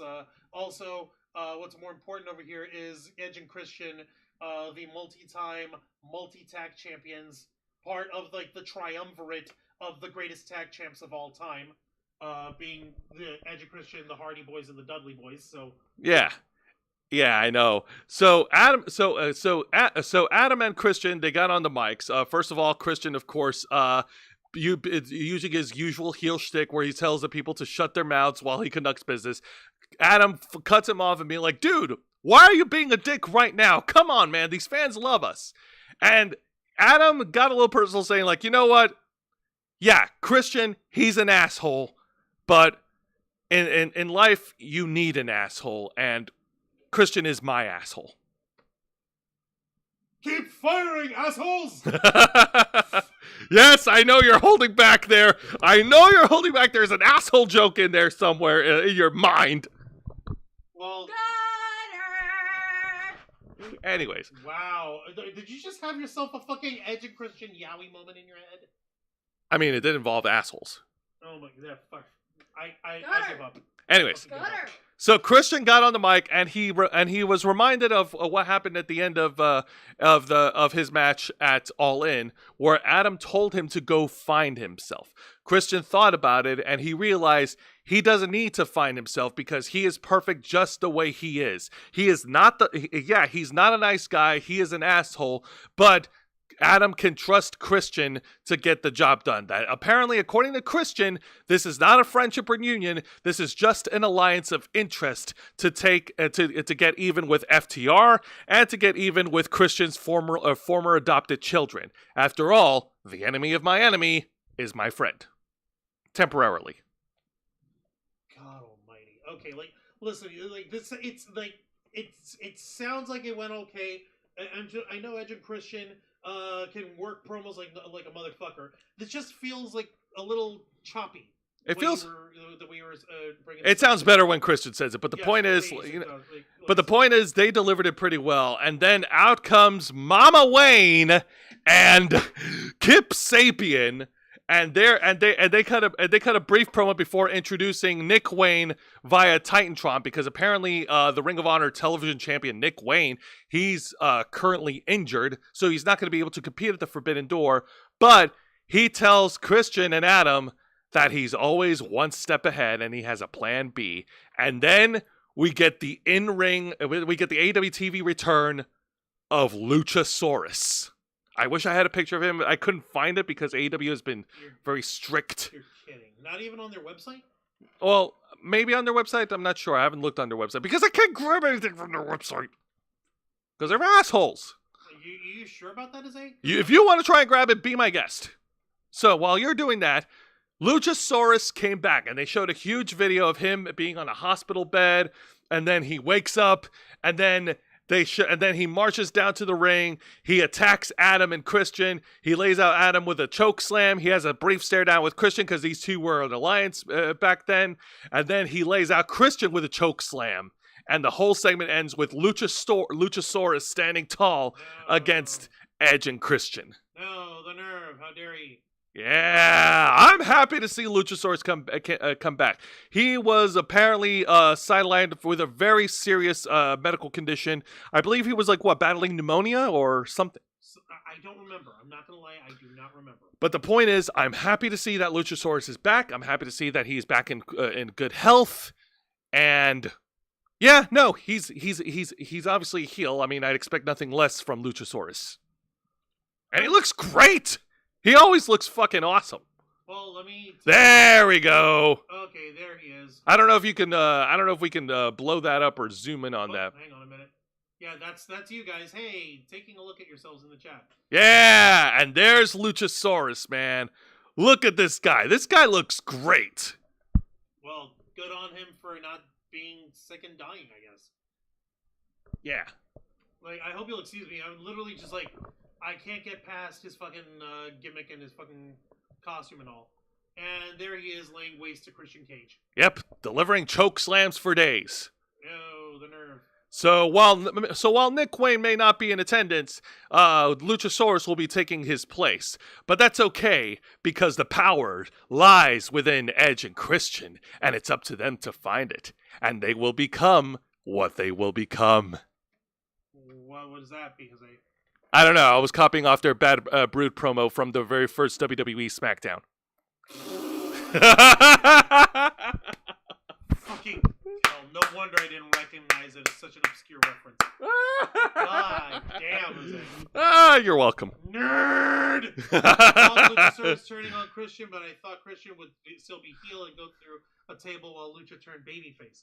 No, it looks like it's the other way around. It looks like it's hey, we're Adam's trying to get Christian Cage to reignite his soul and be a good guy and all. Meanwhile, Luchasaurus is taking orders from Nick fucking Wayne. Nick fucking Wayne. I mean, it could be argued that he's actually taking orders from Mama Wayne. Motherfucking Nick Wayne can replace one of Luchasaurus's ribs. He's that small and dainty, for fuck's sake. Boy, your arms look like you got skinny arms that look like cigarettes. I could smoke both your arms," said Hank Hill. God damn it! Yeah, so great. Luchasaurus got not only past his injury, but is still in great shape. Yay, that's true. Trick through Javon like a human basketball. Oh my God, Mr. Quake, you're not wrong. Luchasaurus. Luchasaurus. Thank you, Matthew Coburn. Luchasaurus. All right, now, once again, this week's Dynamite, they delivered. So there were no bad matches to actually talk about. Now, this segment here, I'm still trying to make heads and tails about it, so I'm going to talk about it right now. This is an in-ring segment with the AEW World Champion, Hangman Adam Page. All right, so far, I've been liking the promo work between MJF and Adam Page here. So yeah, go fucking figure. The Hangman's working all right in terms of his promo work. As champion, he's doing a good job on that front. It's great that you can actually get MJF bouncing off of someone. and for once, Adam is actually able to keep up with MJF and like, oh hey, no, by the way, you're a pussy. I totally know this is all a fraud, and you won't dare to use your championship contract on me. You won't dare to do that. In order to pretty much outsmarting MJF. Yeah, in order to outwit him and trick him into fucking putting his championship match on the line. So yeah, we got to see Hangman isn't just an idiot. He isn't just a drunkard. He's a very smart drunkard. Yeah. Also, hello, Mr. Geek Me Out. Welcome to Wrestle Rewind. Have you watched the real Hulk Hogan documentary on Hulu? I have not. I'll check it out when I get the chance to. Vincent Segura said, I remember that bad Brood promo, but hey, Edge was still new to WWF. I'm sure he did not mean to injure Jose Castillo in his first Raw match. New guy will fuck up. It's all good. New guy will fuck up time to time. That's always kind of funny. Yeah. All right. So Hangman Adam Page did cut a promo. He addressed his opponent, MJF, pretty much validating that MJF is a coward and that and the fans were, and it was a pretty standard babyface promo until Tony Schiavone got on the mic and he told Hangman Adam Page that MJF is first they played MJF's music. It was a fake out. And then Tony Schiavone got on the mic saying MJF is backstage with one of the camera crew, and he advised Hangman Adam Page not to go anywhere because otherwise someone is going to get hurt. And then they showed MJF on the Titantron backstage, and he has formed a temporary alliance with Ricochet and the Gates of Agony, and they have kidnapped Mark Briscoe as their hostage. And MJF... What? Yeah, no. Then MJF pours gasoline over Mark Briscoe. He has a lighter in hand, and he has these demands that he wants Hangman Adam Page to honor, because otherwise he's going to set Briscoe on fire. And these three demands are this. Number one, the AEW World title could change hands by a disqualification. Number two, the AEW World title could change hands by a countout. And number three, Hangman Adam Page gives MJF the championship match without MJF needing to execute his contract. Oh, for fuck's sake. Completely undoing everything from last week. What? What the fuck? No. Uh-oh, hot tag. Hot tag, yeah. Give me the fucking ass pillow. Hi there, folks. Juan Arouse here, one of the heads of the Ravens flock, tech guru of the team, host of the Black Files, and Jose's tag partner here on Wrestle Rewind. Okay. Maxwell Jacob Friedman. What the fuck are you smoking, and where can I get some? You've actually got a logical story going on here. You've got, hey, no, you got outsmarted by MJF, of all fucking people. You could have done something wild to try and get back at MJF. No, rather at Hangman Adam Page in the lead up to Forbidden Door. Two things. Number one, you're following you're escalating a pickpocketing with multiple homicide, or in this case, fucking attempted murder and arson with criminal intent and the most horrific, foul, fucking bloody murder you can imagine. Who the fuck was MJF working with that they took him hostage? Ricochet and the Gates of Agony. Oh my god. Ricochet, oh my fucking god. Okay, I get it. The Hurt Syndicate aren't your friends anymore. Whatever. They're not gonna do your dirty work for you anyway. Fucking hell, really? Ricochet of all people? Oh my god. This screams of stupidity. This screams of oh hey, who can I slapdash together on here to work with my jazz? Then fucking no, this is it. This is how we get it. And his threat is that isn't oh, we're gonna beat up your friend. We're gonna leave him a bloody mess. No, we're going to light him on fucking fire. How many fucking police people and security and guards and law enforcement officials are usually at these buildings at any given time? Is arson against a human being legal in Scotland? Did I miss that memo? Is that something you're just allowed to do now? Hey, don't ask Is this a Scottish thing? Someone fucking help me out. This just screams of stupidity. Sorry, Juan, I don't have Ziana Rose or... And I don't hear you because you're not on a microphone. If you're going to be on the mic, be on my mic. That's right. That's right. Sorry, Juan, we can't get Ziana Rose and Dragon Fang on speed dial. You're not even in the UK. You don't count. Neither are they. They don't know the laws of Scotland like that. For fuck's sake. You ramped it up to a cartoonish degree. Yes, team up with fucking Gates of Agony, fucking whatever. They're a piece of shit asshole tag team anyway. They'll do whatever for a couple of bucks and some airtime. Ricochet isn't necessary. Ricochet's got his own shit that he's dealing with, much to my dismay. Oh my god, much to my fucking dismay. And yes, taking, beating up your friend, Mark Briscoe. Why does it gotta be Mark Briscoe? Why does it have to be Mark Briscoe? I get it. He's a sympathetic babyface because, rest in peace, Jay Briscoe. But, fucking seriously, it's as if we're beating up on... It's like beating up Rey Mysterio to get back at the death of Eddie Guerrero. Yeah. You know what I fucking mean? I know it's that kind of shit. And... But what you do is you beat the guy up.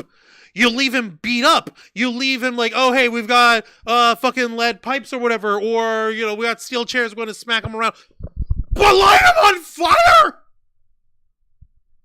That's too fucking much, man. Fucking hell. Escalate the drama, yes. But don't just kick your shit up to 11. Dude. Maxwell. I get it. You want to get the big wad out. But you gotta stroke that shit gently. You've got to ease into it. You've got to get them in the right mood. You've got to get them into the right state of mind. You have to make them want it more. You have to build anticipation. You have to deny them just a hint at a time. Just a little. And then when you have them on a gossamer thin thread, that is when you let them loose. All right? Now, I can tell from how this little storyline is being booked out that MJF had his own bit of input on here. Which is why I'm very, very sad for Alicia Toot, because if this is how he handles his promo work, I can only imagine that his sex life is not that much better. MJF, what the fuck? Tony Khan, you're a fucking moron for greenlighting this shit. Fuck you, Tony Khan. MJF, learn to work the shaft, alright? Tag in. Fuck you. What the hell? Yeah, that's right, get your ass cushioned. Why are you giving MJF meat lessons? It has to be kosher. Well, I'm sorry if I'm a little too haram for his ass. Maybe, just maybe, the motherfucker can learn a thing or two about patience. Alicia Toot, my Twitter's at the Wancho. If you want to work with someone who actually knows how to build gratification, you hit me up. Are you sure you want to do that? Yes! Do you want to deal with MJF's threatening letters? Bitch, please. He'll have to kill me if he wants to beat me. Don't tempt that boy. Moron. No. I'm not. I wasn't too. Okay, I wasn't too bothered about the lighting shit. I was more bothered about everything else that came afterwards, completely undoing last week's awesome character dynamic of Hangman Adam Page outsmarting MJF. I did not like that. But you didn't like that it got turned around like that. I didn't like that it got turned around because this was the first time that we seen somebody else outside of MJF working MJF. Serious fucking Lee! And then they just reverted. And they turned it into something crazier. And, like, I'm sorry, but, like, Hangman Adam Page, he has a much more deeper friendship connection with the Dark Order than Mark Briscoe. Shit, if they kidnapped Evil Uno, that would have made more sense, if you want to go with continuity. Like, actually, like, I hate to admit it, but you're fucking right. Oh, man. Oh, my lord. But, you know what? It is what it is. So now the match has stipulations. The title can change hands via disqualification and countout, and MJF did not need to use his contract to get his match. Shoot me. I don't like it. And Mr. Geek Me Out, we actually discussed the whole thing with TNA and WWE and ESPN on last week's edition of the Ravens Flock. So if you want to catch that, go ahead and watch it on the replay. Yeah. $29.99. Anyways. No. All right. Now, I believe I did share. Yep. Before we get to the main event, I do want to share an honorable mention, and that was the aforementioned trios match that happened after the opening segment. Where, yes, like I said earlier, it was a car crash, but the match itself was great, and Hiroshi Tanahashi is amazing, despite him being a little slow, despite him being up there in age. Like, he's still continuing in his final run in pro wrestling before he hangs up his boots at Forbidden Door. Hey, okay, cool. Anything in particular that stood out in this match here for you, other than the unfortunate eyewear that what's his face is wearing here? Jet Speed? Yeah. Actually, that's inspired because you know who taught Jet Speed? Oh. Kushida, the time traveler. Great Scott. Man, this is heavy. Maybe they should hand it over to Wheeler Yuta. It'll keep his hair out of his face. Now Wheeler Yuta's busy eating L's, which is what he did. Oh my god. But no, the action was great. The action afterwards where everyone jumped in. You got the Bullet Club. You've got fucking the Ops. You got Darby Allin. Like, yeah. Okay, so it turned out like it was a good match, and then everybody just decided to make it into a giant schmoz afterwards. Correct. For the love of God, come on. This is fucking killing me here. Man. At least Darby Allin wasn't trying to kill himself. You sure about that? He's in Scotland. He's willing to try to do any fucking thing. Fair. All right, now let's get to the main event. And this main event belongs to the women's division of AEW. All right, and how does this turn out? Oh, it's a tag match, player. That's right, player. The team of the Ring of Honor Women's World Champion, the Fallen Goddess Athena, and the champion of almost everything, Mercedes Moné, going up against the team of AEW Women's World Champion, Timeless Toni Storm, and her friend Alex Windsor. All right. If I'm not mistaken, Alex Windsor, she's British, and Toni Storm, is she from New Zealand or is she Australian? I don't remember. She is. You know what? That is up for debate. Give me just a second here, because no. Before she embraced her timeless gimmick, she was billed as from Gulf Coast, Australia. Yeah, so she's from New Zealand, Auckland. Auckland. Then why'd they bill her from Australia in the past? I don't fucking know. Doesn't make any sense. You know what I mean? I fucking know these things. I don't know these things. All right, shit me. Oh, yeah. You see that? Yeah, Gold Coast, Australia, and Stage 7 at Warner Studios. Ha ha ha. Yeah. Like, bro, she's from New Zealand. The fuck? I guess if nobody fucking figures that, close enough. I'm too late, but Chelsea Green killed the segment earlier tonight. Yeah. Yeah. Now, this match was fun. Despite never having to team up against each other, it is once again another reliance of mutual interest between Athena and Mercedes Moné. They both hate the shit out of their opponents at Forbidden Door, and this is where we get our team up. Timeless Toni Storm and Alex Windsor, on the other hand, they've been friends in the wrestling scene for a long time, so they have natural chemistry. All right, I guess that makes sense here. Any more? What do you Australia's more popular. Gee, well, if that's the case, then why don't we have Dakota Kai be built from Melbourne, Australia, huh? Where's she built from? Auckland, New Zealand. Ha! Yeah, I guess that serves that. But then again, seriously, what's this? Again, Dakota Kai is not on television anymore. No, unfortunately not. Maybe there's some truth to that. I don't fucking know. Seriously, what is it with wrestling and their bias against New Zealanders? What are you gonna say? Jay White is from freaking Sydney, Australia, mate? Who fucking knows? You know where he's from? Where? Auckland, New Zealand. Fucking Small world. All right. Okay, I'm gonna stop. Here. Anyways, no, we get some really cool spots in the middle of the ring. Timeless Tony Storm and Alex Windsor, they both whip their respectable opponents to the opposite sides of the ring in turnbuckles, and then they did their own little spin in the middle before they run towards the opponents and hit them with clotheslines. Was it like a fucking do-si-do or whatever? They locked arms and diddly-dee-dee-dee or some shit? They didn't diddly-dee. They just spun around and then boom. Okay. Which is fun.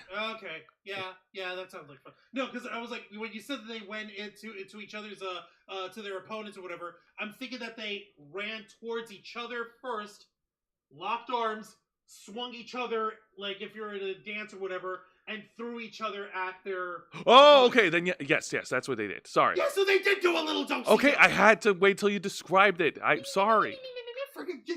Like, visualize. Unfortunately, things took a turn for the worse for the Timeless One. As the action continues over at ringside, Athena plants Timeless Tony Storm with a pile driver headfirst onto the steel steps, knocking her out for the rest of the match, leaving Alex Windsor to fend off on her own against 2-on-1. No, the nerve.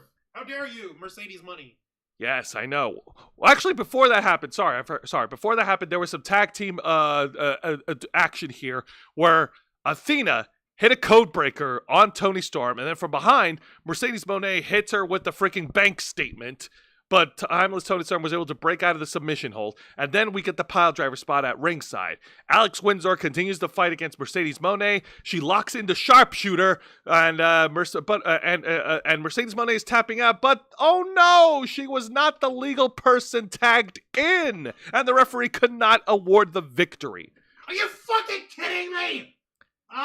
The legal person, aka Athena, ambushed Alex Windsor from the top rope, hitting the O-face, aka the Eclipse, to pin and win for her team. Your winners, the fallen goddess Athena and Mercedes Moné. God damn it! Oh, so close. It sounded like it was going to be freaking incredible, but no. You're not allowed to have nice things in AEW. No, you're going to sit there, you're going to take this swill that you call a match ending, you're going to sit there and shut up and eat it. Yeah. God dang it, that is so rude. The biggest story, of course, is Athena and Tony Storm, and it's nice to see Mercedes Moné actually take a back seat. Good point. I suppose that is a bit of a win. In the chat. Late still recognizes talent. Chelsea Green can stand in the ring just looking into the camera, dancing around, and she would have made that 10 out of 10 greatness. Yeah. Shit. I'm sorry. I keep bragging about. I keep extolling on the wonders of Chelsea Green's DSLs. If you don't know what DSLs are, kid, look it up. It's in Urban Dictionary. I am a horrible, horrible man for it, but I'm not wrong. The point is, oh my god, Chelsea Green is personality personified. And yes, and as far as this match goes, I hate that was the way that this shit turned out. But you know what? I suppose it fucking works over here. Yeah, no, it works. And we're gonna get back to my final thoughts on Dynamite, but honestly, they didn't do any bullshit that was offensive except for that MJF shit, which we talked about. Ha ha ha ha. Like I said, go to Urban Dictionary, type in DSL, and it'll tell you the rest. I am a horrible man. Fuck. I guess they were trying to find a way to protect Tony Storm on there. Yeah. Her being like concussed or whatever. Or just knocked out. Yeah. Knocked out, whatever it was that happened. Yeah. And Alex Windsor has to be the one to eat the pin. Yeah, and they also gave Athena more of a stronger offensive presence than Mercedes Moné. That's what ended up happening, and Mercedes Money, it leaves her and Tony Storm a little more on the ambiguous side for their for the way their match is going to turn out at Forbidden Door. Vicente was saying, I almost didn't recognize Mercedes Money with her hair being curly and dyed part red. Yeah, I know. It's a little different, but you know what? It's not a bad look on her. Oh, no, you can recognize her. You know how you recognize her? Because she does that same stupid dance every fucking time. Now, before we get into this week's edition of TNA Impact, I did say that we were going to review the main event of this year's pay-per-view of TNA Emergence, which took place over in Baltimore, Maryland. I'm actually looking up the one for Emergence over here. Candy break. Yeah, I'm actually looking it up right now. Why is there nothing? Whatever. I'll find it. Fucking hell. I swear I put it up there. I know you swear you put it up here, but I'm trying to find it. There's a difference. You can swear to everything, but like I got. Oh no, it's right there. No. Yeah. Yay! And stuff. All right, now I just got to fix that and. The one thing I like about TNA is consistency, at least in their logos. Thank goodness for that. Yeah, TNA Emergence. This year took place over in Baltimore, Maryland. I don't know any pro wrestlers who are from Baltimore except for Stacy Keibler, if she counts. Well, she's more of a diva. Yeah, she was a diva, and is she considered a WWE Hall of Famer also? Yes, she's actually inducted in the Hall of Fame. That's right. Yeah, that's true. Yeah. Oh shit. Okay. Yeah. All right. Yeah. Alex Windsor ate the pin, and somewhere Lita is watched on in sadness. I know, right? Like she was like, "Bitch, give me back my face." Ha. So the main event of TNA Emergence is a one-on-one encounter for the TNA World Title, as the defending champion Trick Williams puts his title on the line against the leader of the system, the former TNA World Champion Moose. Okay, again, the whole bit is the issue of the system trying to be babyface is. It's like they're babyface by default, and I know that we brought that up earlier tonight, and how that's frigging ended up. We'll get to that when we get to that, but my issue is still like they haven't really done or said anything that should earn them being treated as the baby faces or whatever. The only thing that they have done as babyfaces is pretty much standing in solidarity with TNA against these dastardly invaders from WWE NXT. Unnerved, yeah. How dare they take our titles? They took their germs. Yeah, that's the only babyface thing about the system. Like, it's that it's solidarity with the TNA. Like, I still say you could have fucking gotten away with it being like with them having been in charge and running roughshod all over TNA for a little while. You could have gone with the angle of, hey, no one's invading and conquering TNA except us, especially not some outsiders like you NXT fucks. Like, yeah, no, it's like gone that route, and it would have made more sense. It kind of feels like the same way they set it up in 2010 when John Cena tried to rally the bad guys of Chris Jericho and Edge to fight off against the Nexus. Oh my god. I still think the Nexus should have won, but that's my opinion. Yeah, that's because you had Super Cena in there. Anyway, right, so by all means. So Moose, Trick Williams. There's no Super Cena, but Super Moose is definitely super. These guys start squaring off. Trick Williams and Moose equal in height, but Moose obviously has the power advantage against Trick Williams, and we see it on display as we get into after the first couple of moments of this match where these two go back and forth. We get some really cool spots in this match. Moose and Trick Williams are fighting over the top turnbuckle, and we get a superplex spot from the top rope, not from the second rope, which is cool. It's awesome. You love it. Ha, indeed. And then as we get over to the middle of the match, both these guys go back and forth again. Trick Williams tries to go for a running move, and then Moose goes for an intersection, like runs on one of the other opposite ends of the ring, and then catches Trick Williams off guard with a spear. And then he tries to go for the pin, but Trick Williams smartly rolls outside the ring to avoid the pinfall. Motherfucker indeed. So these two big guys start brawling over at ringside, and Trick Williams was able to throw Moose over his shoulder, hitting him with a back toss, and Moose lands back first onto the timekeeper's table, crashing through the table, which has weakened Baltimore's favorite hometown hero. No, how dare they? How dare they indeed. God dang it. They took your tears. Yeah, no, it's fucking insane. Trick Williams rolls Moose back into the ring, and then we get and then Moose was able to hit another comeback, but then we get a referee bump. The referee gets knocked down. The referee, Trick Williams dodges out of the way. Moose accidentally hits the referee, and then Moose goes in for another spear. But oh no, there's no referee to count the pin. it, man. So Moose tries to shake the referee back up. Trick Williams tries to ambush Moose with the running trick shot, but Moose catches him in the air, hits Trick Williams with a buckle bomb. Moose then tries to go for a running attack, but then Trick hits him with the trick shot, but Moose kicks out after 2. Shit. Shit. Yeah, no, Trick is not having a good time here. Oh, Sorry, buddy, you're gonna have to no. work a little harder than that And to in a- bring the Moose Man down. Yes, and Moose, he put up a valiant effort, a great job, but at the end of it all, Trick was the smart one. He outsmarted Moose, hitting him with another trick shot to pin and secure the victory. Your winner, and still the TNA World Champion from NXT, Trick Williams.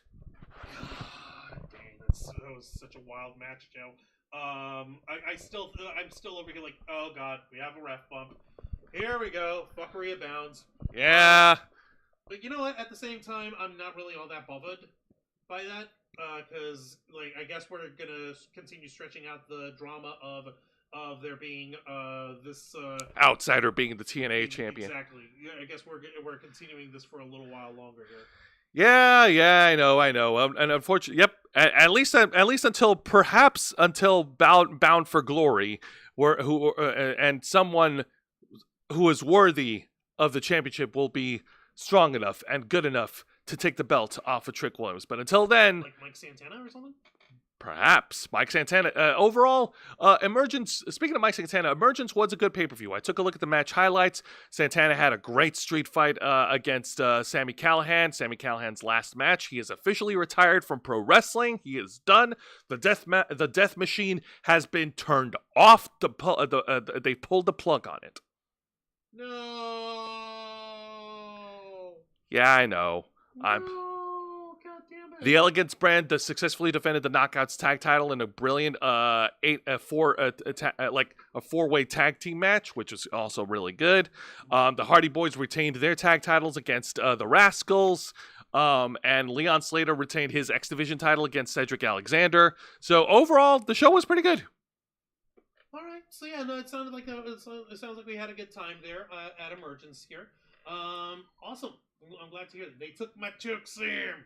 Max. All right. I bet it's Macklin said, Mr. Quake. Macklin's got his own problems. He's the TNA International Champion, Yeah, and he's already got a title, and he's working on defending that bad boy. well, he has successfully just recently defended against Jake something. Oh, that's true. Yeah. Mercedes Moné is dating the Beast Mortos. Don't remind me. Hey, at least you're a furry fucker. I don't know. Matthew Coburn also said, let's see. I thought she was an elf. E.L. Fudge. Get it? Stacy Keebler. Oh, ha! All the horny acronyms. All the jokes. All right, let's get into this week's edition of TNA Impact, the fallout from Emergence.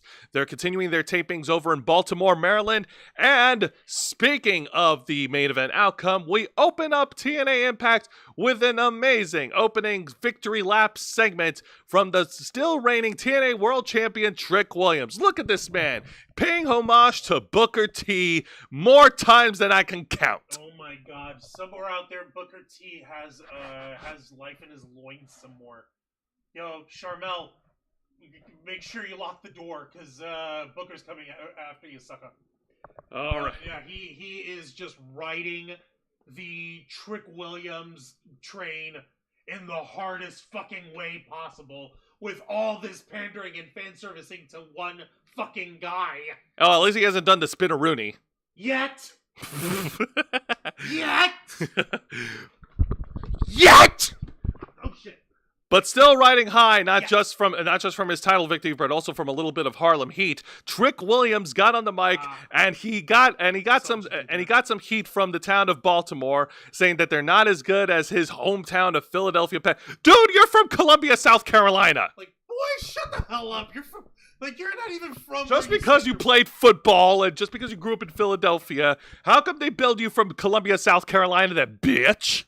Oh my God. So he got some town heat, and then he got some more heat on how he defeated Moose, on how he defeated Joe Hendry, on how he defeated Mike Santana, and there's nobody else to challenge him. And then he gets interrupted by Mike Santana, who marches down to the ring.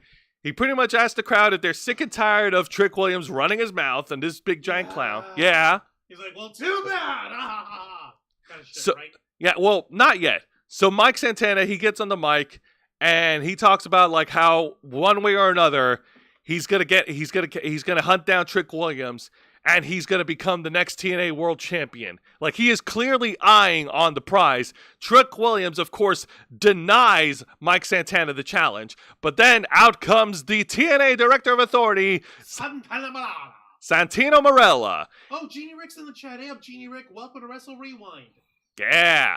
So Santino Marella tries to book a title match between Mike Santana and Trick Williams, but then Trick Williams mentioned that there is a special condition in his contract that apparently Mike Santana has to wait 50 days before challenging him for an idol title shot. Okay, so we're stretching it out till Bound for Glory. You gotta be like 50 days from now on. Think about it. Bound for Glory is in October. No, I know that, but like, did Trick Willie have to say it that way? Did he have to phrase it in this sort of half-ass? Oh, hey, there's a contract provision says you can't challenge me until Bound for Glory.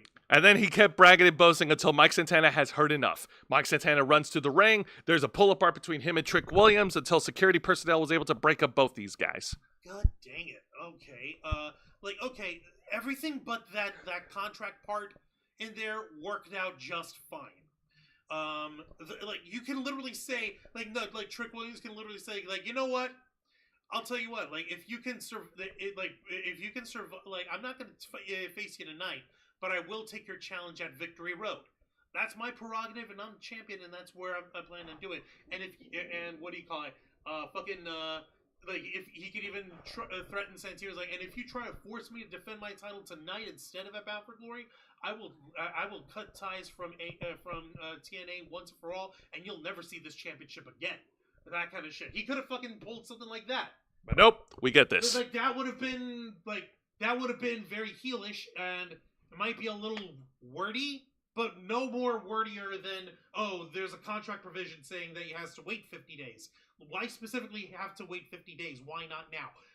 It feels like Trick Williams could have gotten away with, like, I'll take your challenge, but not tonight, and I'll agree to this challenge, Santino, but not tonight. I'll do it at Bound for Glory. If you try to force me, I'll leave TNA, and you'll never see the championship again. Juan does have more logical. Fucking hell. That would have been more logical. The opening promo segment was great up until that part. Trick Williams really did drop the ball on that one. Let's not talk about it. It's like, it's not really drop the ball. It's okay. He made his way all the way to third base, and what do you call it?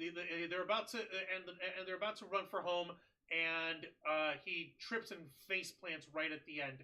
Like, he managed to get his hand on the plate, but on home plate, but he tripped and fell and face planted as well. Yeah. So like, you got there, you got to where you needed to go, but at what cost? I know. Oh well. Now let's get over to the exciting match of the night. What's up? Real quick, Vicente Guerrero, Monet dating Mordos is almost as strange as Joey Janela dating Megan Bain. You know what's even stranger than that?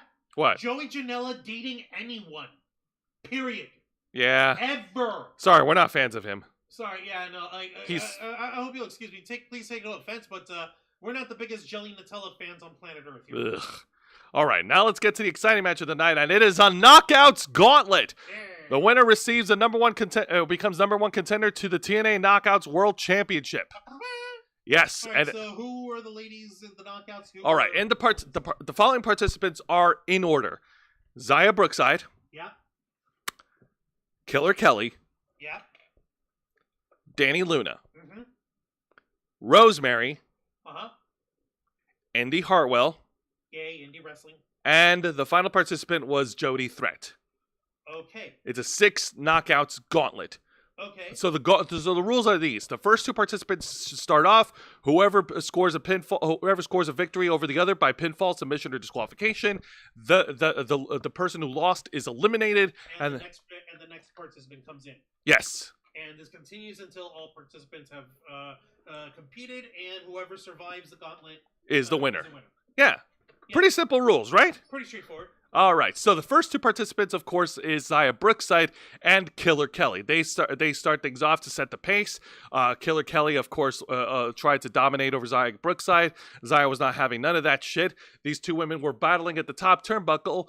Zaya Brookside actually leaped over Killer Kelly while at the top as she was trying to go for a sunset flip powerbomb, but Killer Kelly was able to cut off Zaya Brookside from doing that. And yeah, I know, it's crazy. But Zaya Brookside was able to defeat Killer Kelly on the first round, and Killer Kelly is eliminated. And then you bring in Dani Luna. So it's Dani Luna versus Zaya Brookside in the second round of the gauntlet. And Zaya Brookside tries to go for the broken wings. Unfortunately, she crashes her knees on the turnbuckle pad, which is painful. And then Dani Luna, using her size and power advantage over Zaya Brookside, was able to hoist her over her shoulders and hit the Luna landing, which is her own version of the cradle shock, to pin and eliminate Zaya Brookside. So Zaya Brookside is eliminated. So All right. the next participant is the Demon Assassin, Rosemary, and I was very happy to see her back in the ring. Yeah. She goes into the ring, immediately spears Dani Luna in the middle of the ring, and then Dani Luna tries rolling outside. Of course, and then Rosemary meets Dani Luna outside. She bites into her forehead, doesn't bust her open, but she eats a little bit of. But she just has to sink her teeth in somewhere. Oh my god! I know, it's gross. And then when we got back from commercial break, these two ladies are still squaring off. What's her face? Rosemary then tries to go for her broken wings, her own finishing move. And then Dani Luna was able to reverse it and hits the Luna landing on Rosemary to pin and win. So now Rosemary is eliminated. No. And then the next participant is Indy Hartwell, the former NXT Women's Champion. She makes her way down to the ring. Before she gets into the match, she is attacked by Rosemary. These two have a little pull apart before Rosemary is ejected out of the arena. So, Rosemary being a fucking sore loser, it's like, nah, fuck you, and just jumps Indy Hartwell. And she's also declaring herself as the gatekeeper of the Knockouts division because she doesn't want to see Indy Hartwell or anybody in NXT to try to get her opportunities. But Indy Hartwell isn't in NXT. She's not WWE anymore. She's TNA.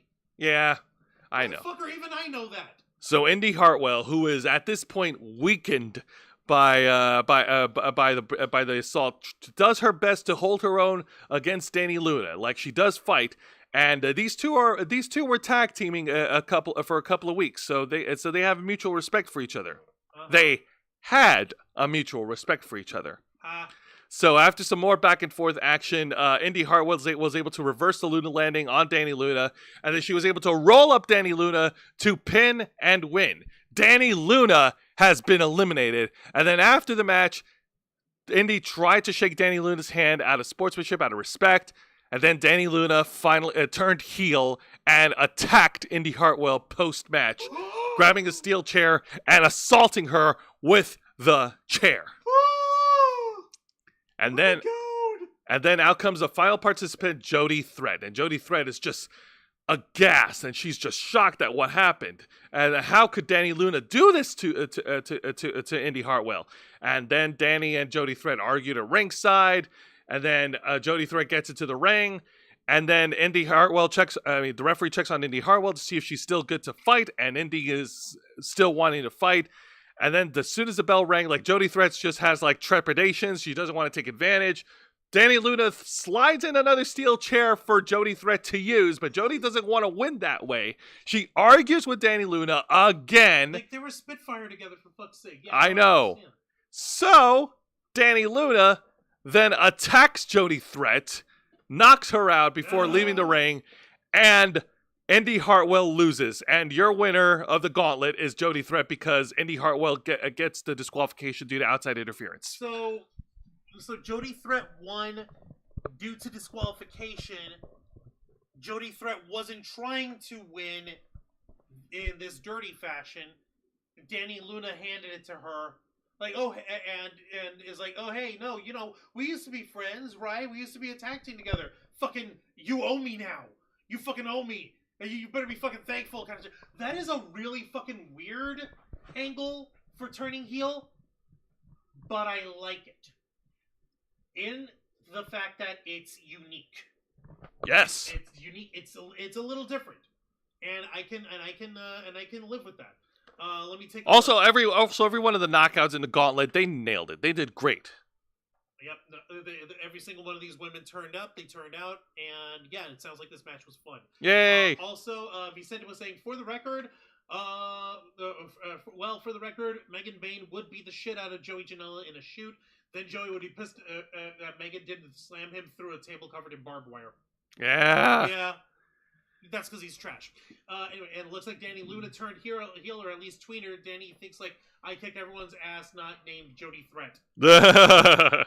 Yeah, no, that makes a little That's sense. another good wrinkle. We could get it. We could get the reunion of Spitfire, but as a heel tag team instead of babyface. Or more like, it's and like, hey, I'm not trying to jinx it or nothing, whatever.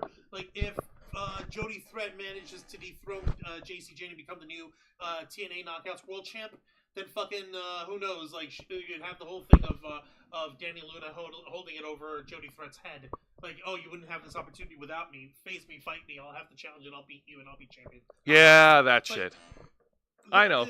I'm sorry. I'm going by like No, you're. progression here. I'm not trying to spoil anything. I'm not trying to take the mystique out of it. I'm just thinking like, if it was me and if I was running TNA, if this was the match that I was set with, that's how I would want to book it, so that it makes sense while we're going along with it. Okay. Fair. All right. Now let's get over to the exciting segment of the night as the champ, JC Jane, she addresses her upcoming triple threat match at Heatwave, where she has to defend the TNA Knockouts World title, not both titles, just the TNA title, against Ash by Elegance and against Masha Slamovich. All right. So it was a triple threat match earlier this week on, as you mentioned earlier. No, this triple threat match will be happening this Sunday. No. I was saying. Okay. So this is a triple threat match now. Earlier this week on NXT, She battled the Elegance brand. like I said, I was in the middle of saying that. Yeah, cut me off midway. I'm sorry, go on. It's like, and Masha Slamovich was guest referee for all the good that did. Like, she managed to throw out the personal concierge, which was funny. But like, was that all Masha Slamovich could have done as part of being the referee? She was trying to be an impartial referee, but Ash by Elegance was being a bitch to Masha Slamovich. Okay, that makes a lot of sense. Okay, now I get it. So All right. JC Jane got on the mic. She cuts a promo addressing both her opponents, and then she pretty much brags and boasts about herself, like how she is, she's the moment maker, how she's the money maker, the main event maker, all that shit that you could think of that she said. Like, TNA can't handle me being the outsider, fucking doing this shit and taking your championship. She was rubbing that in the TNA fans' faces in the worst fucking way. It Yeah. was so fucking rude. And then she was cut off by the personal concierge. And then Ash by Elegance got on the mic, and man, we heard her talk, didn't we? There were words that came out of Dana Brooks' mouth. Yeah. Yeah, She bragged there about were being a words- multi-time WWE champion, avoiding saying that she was a 24/7 champion, which was smart if you ask me. It's not exactly your strongest suit there, Ash. No disrespect, but maybe you should stick the trash talking to your personal concierge. I don't fucking know. And then Ash by Elegance then calls Masha Slamovich a Masha Slama bitch. Because nobody ever heard that one before. Yeah, I know, right? And then she was cut off by, hey, the Slama bitch herself, Masha Slamovich. Masha Slamovich gets on the mic, and man, I missed when they first introduced her and how she was just a silent killer who didn't have to say much, who didn't have to say anything at all, and let her wrestling speak for herself. And they built this amazing mystique around her. Yeah, but then again, Jose, you had to do that in order to establish her that way. It wasn't until after her badassery was firmly entrenched in her character, that's when they finally let her talk. And once she had enough confidence in her what do you call it? In her promo work is when she went ahead and started talking. Okay, And to her credit, she has been doing a good job. a better job than Ash by Elegance. I know, right? Yeah, no, Which of the two has been around longer, Ash or Masha? Masha Slamovich. Okay, that makes sense. Yeah, no, Masha Slamovich was the better mic. Was second best next to JC Jane, but she was still able to out-talk Ash by Elegance. And then the whole segment ends with Ash and Masha Slamovich getting on each other's throats while JC Jane is parading around the ring, dancing around, skipping, holding both championships. Like, motherfucker, This would have been a great. In their face. This would have been a great like, time to all have a over. pull apart. Like, or better yet, they could have fucking looked. They could have stopped right there in the middle of of them talking shit with each other, and what they could have fucking done was they take a look at JC Jane fucking skipping, prancing, and fucking looking at her real quick together. Like, and, bitch, please. And JC's like, stop prancing. Like, wait, what the fuck? And then the two of them have the same idea coming after JC Jane. Like, motherfucker, you got the nerve to fucking jump around like this, like a fucking lobotomized moron, and you're gonna fucking prance with our championship? Give me that shit. Yeah, Both no, of them exactly.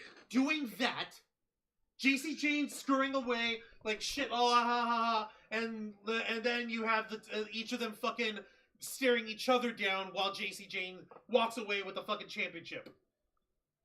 Fucking hell, like, logic!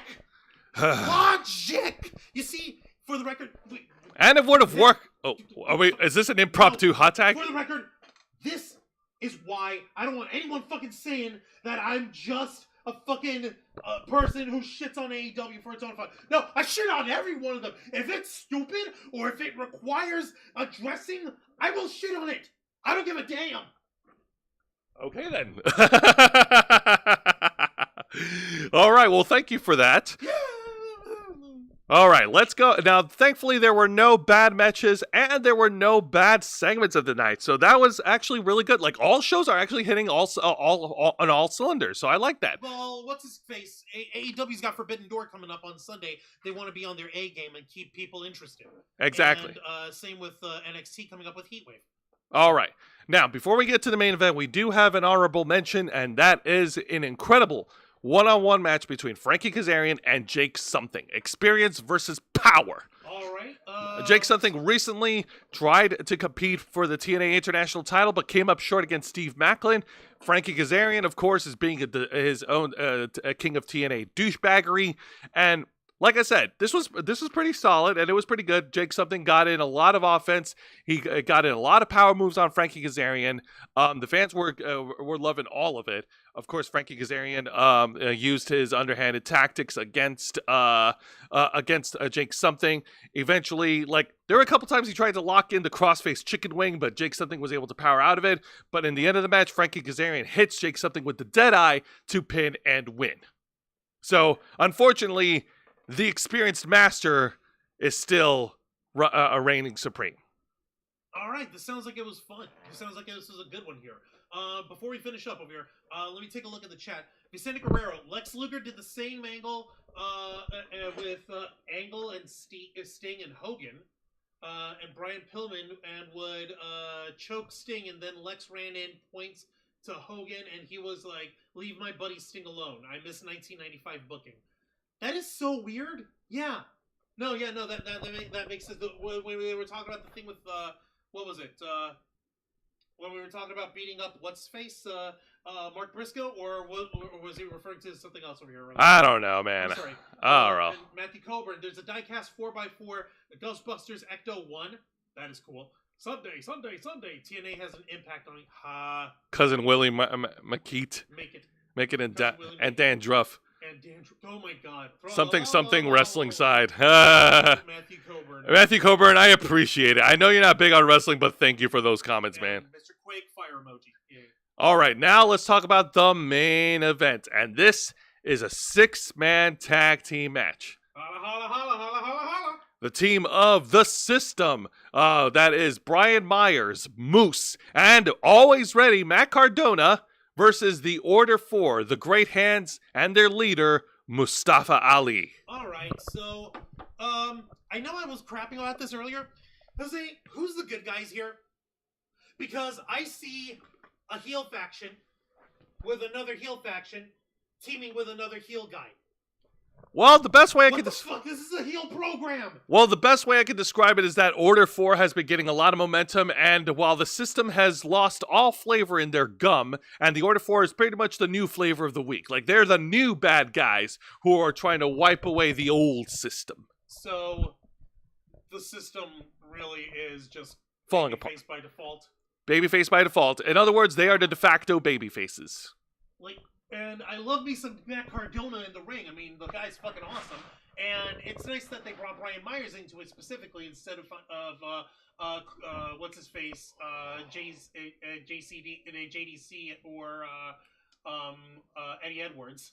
So yeah, Brian Myers, if you're teaming with Matt Cardona in there as part of the system, makes perfect sense. And Mustafa Ali, he's literally just, yay, my cronies, I shall endure, I shall persevere, wah ha ha ha.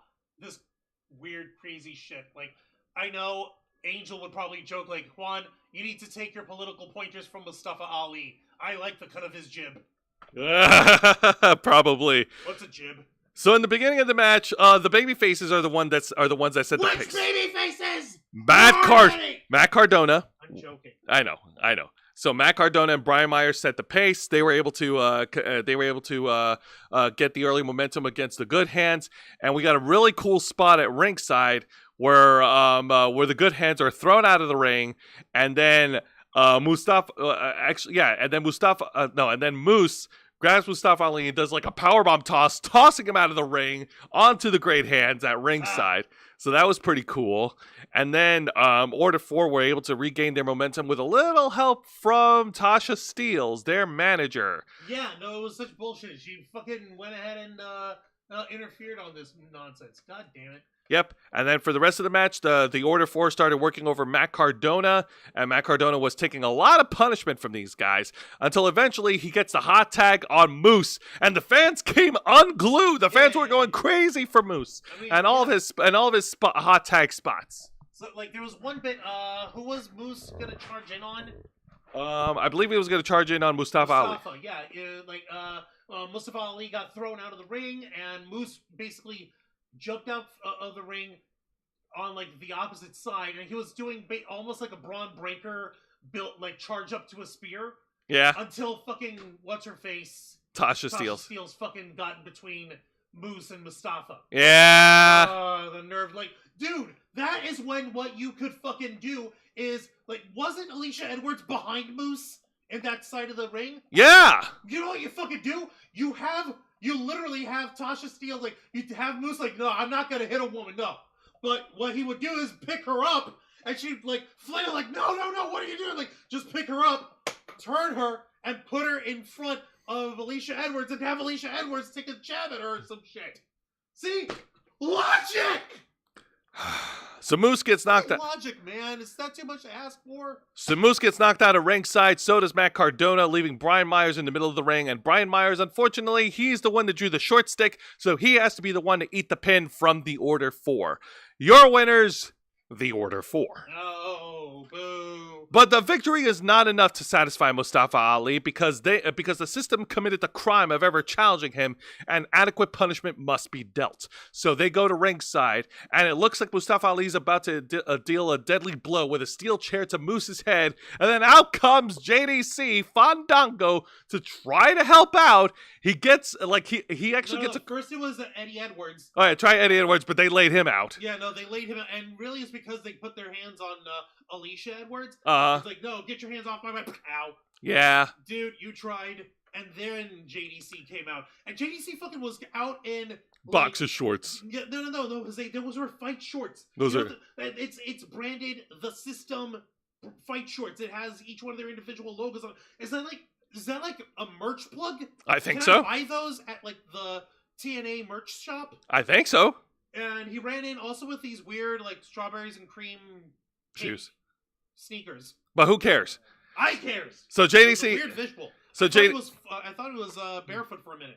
JDC was able to stop Agent Zero, their big bodyguard. He gives him the steel chair, and he pulls a page off RVD's book and hits him with the Van Daminator. And then he throws himself over to the Order 4, wiping him out at ringside. And then, unfortunately, the Order 4 were able to regain their footing very quickly and destroyed JDC in the middle of the ring. And the whole show ends with Mustafa Ali sitting in a chair, celebrating with the Order 4, smiling with the security guards holding Moose, forcing him to watch. No, how dare you? God damn it! This fucking guy. This was unacceptable. The nerve, the heinousness, the unmitigated gall. I know. Wancho, ring that bell. Yeah. Don't mind if I do. God damn it. Here we go. I don't have the bell in the other one. So, final thoughts of tonight's TNA Impact. As far as their fallout goes, great main event match, great opening segment. Obviously, they're setting up Trick versus Mike Santana, and I think that will culminate at Bound for Glory. I wish they could, it was a great promo segment with the JC Jane and the Knockouts. I wish they could have done a little bit more, get a little bit of action in there. I mean, it's not as if she had the fatal influence with her. Right. It was just JC Jane. It was just JC Jane. Or maybe they just like, hey, no, don't worry, we don't gotta get physical. Just fucking, what do you call it? Just, hey, you're in there for a talkie talk. Yeah. Then everything else was also pretty. Man, the system shorts isn't merged. Oh well. So everything else was also pretty good. I think the Knockouts Gauntlet was very well executed. They did a really good heel turn with Danny Luna, and I can't wait to see where that goes, where she falls in the picture of the Knockouts World Title. So we'll see how that turns out.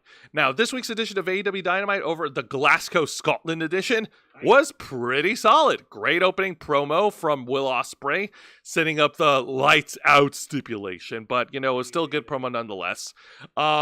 And all the other matches were pretty good. Of course, the big match that I love was the tag team tournament finals with FTR and Brodito. Everything was great. I could do with less putting over Tony Khan and how nice he is in booking a 3-way tag match bullshit. But then the main event was also fun. The women division in AEW we're seeing a little bit of an improvement. Would you agree? It's better. It's better. They're better presented. They're still cycling around as a random carousel if you're not in the world title picture, but yeah, the women sadly become interchangeable in that respect. And fucking with the way Mercedes Money has been booked, burying everybody under the fucking sun, it's like, what's the point of the TBS Championship if that's what we're doing? But it's good that she's taking a backseat in the main event picture. I mean, the main event of the AEW Dynamite. And everything else on Dynamite was pretty good, but man, that MJF promo segment, I felt like that kind of set things backwards, what they were trying to set up. Like last week, they had a great idea. They had a great character, twist, a good dynamic. And I just feel like they just set themselves back a step. No. What they did was, it's like I said, MJF was starting to beat the meat, and then he was beating it furiously, and while you did get to climax at the end, it wasn't all that enjoyable because he was going too hard and too fast, and it fucking burns. Yeah, that's true. Yes, I'm still doing dick metaphors. I'm a grown-ass man. This is an 18-plus channel. What the hell? You don't have to justify yourself. I'm not justifying myself. I'm justifying yourself. But mostly myself. All right, so this week's edition of NXT, the go-home show before Heatwave, was also great. The Philadelphia crowd ate well, and I'm not talking about their cheesesteaks. A great opening match with the street fight, lots of weapons thrown in there. That was awesome.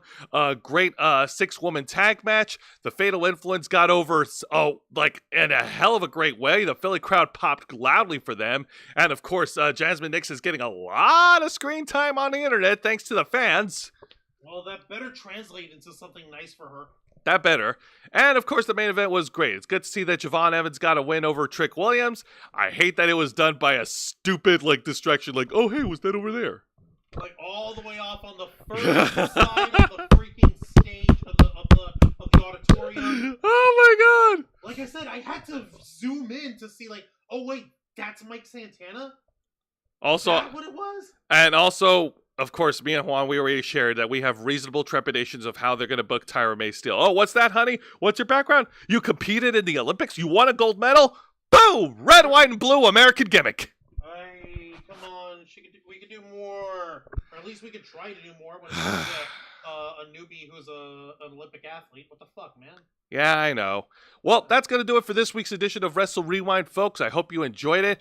Just a reminder, this Saturday at 5 p.m. Eastern, right here on YouTube and Kick, we're going to continue the adventures of Los Amigos Play, Metal Gear Solid 4 Guns of the Patriots, hosted by Angel Mendez, controlled by Juan Arauz. We're still going through Memory Lane and Shadow Moses, but we've defeated Crying Wolf. But we are not out of the woods yet. We must find Rex, or Ocelot will.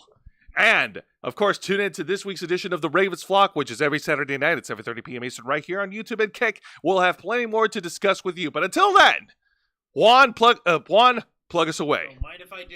Ladies and gentlemen, boys and girls, and everybody in between, thank you very much for watching this week's live stream edition of Wrestle Wrewind, hosted by Jose Casanova.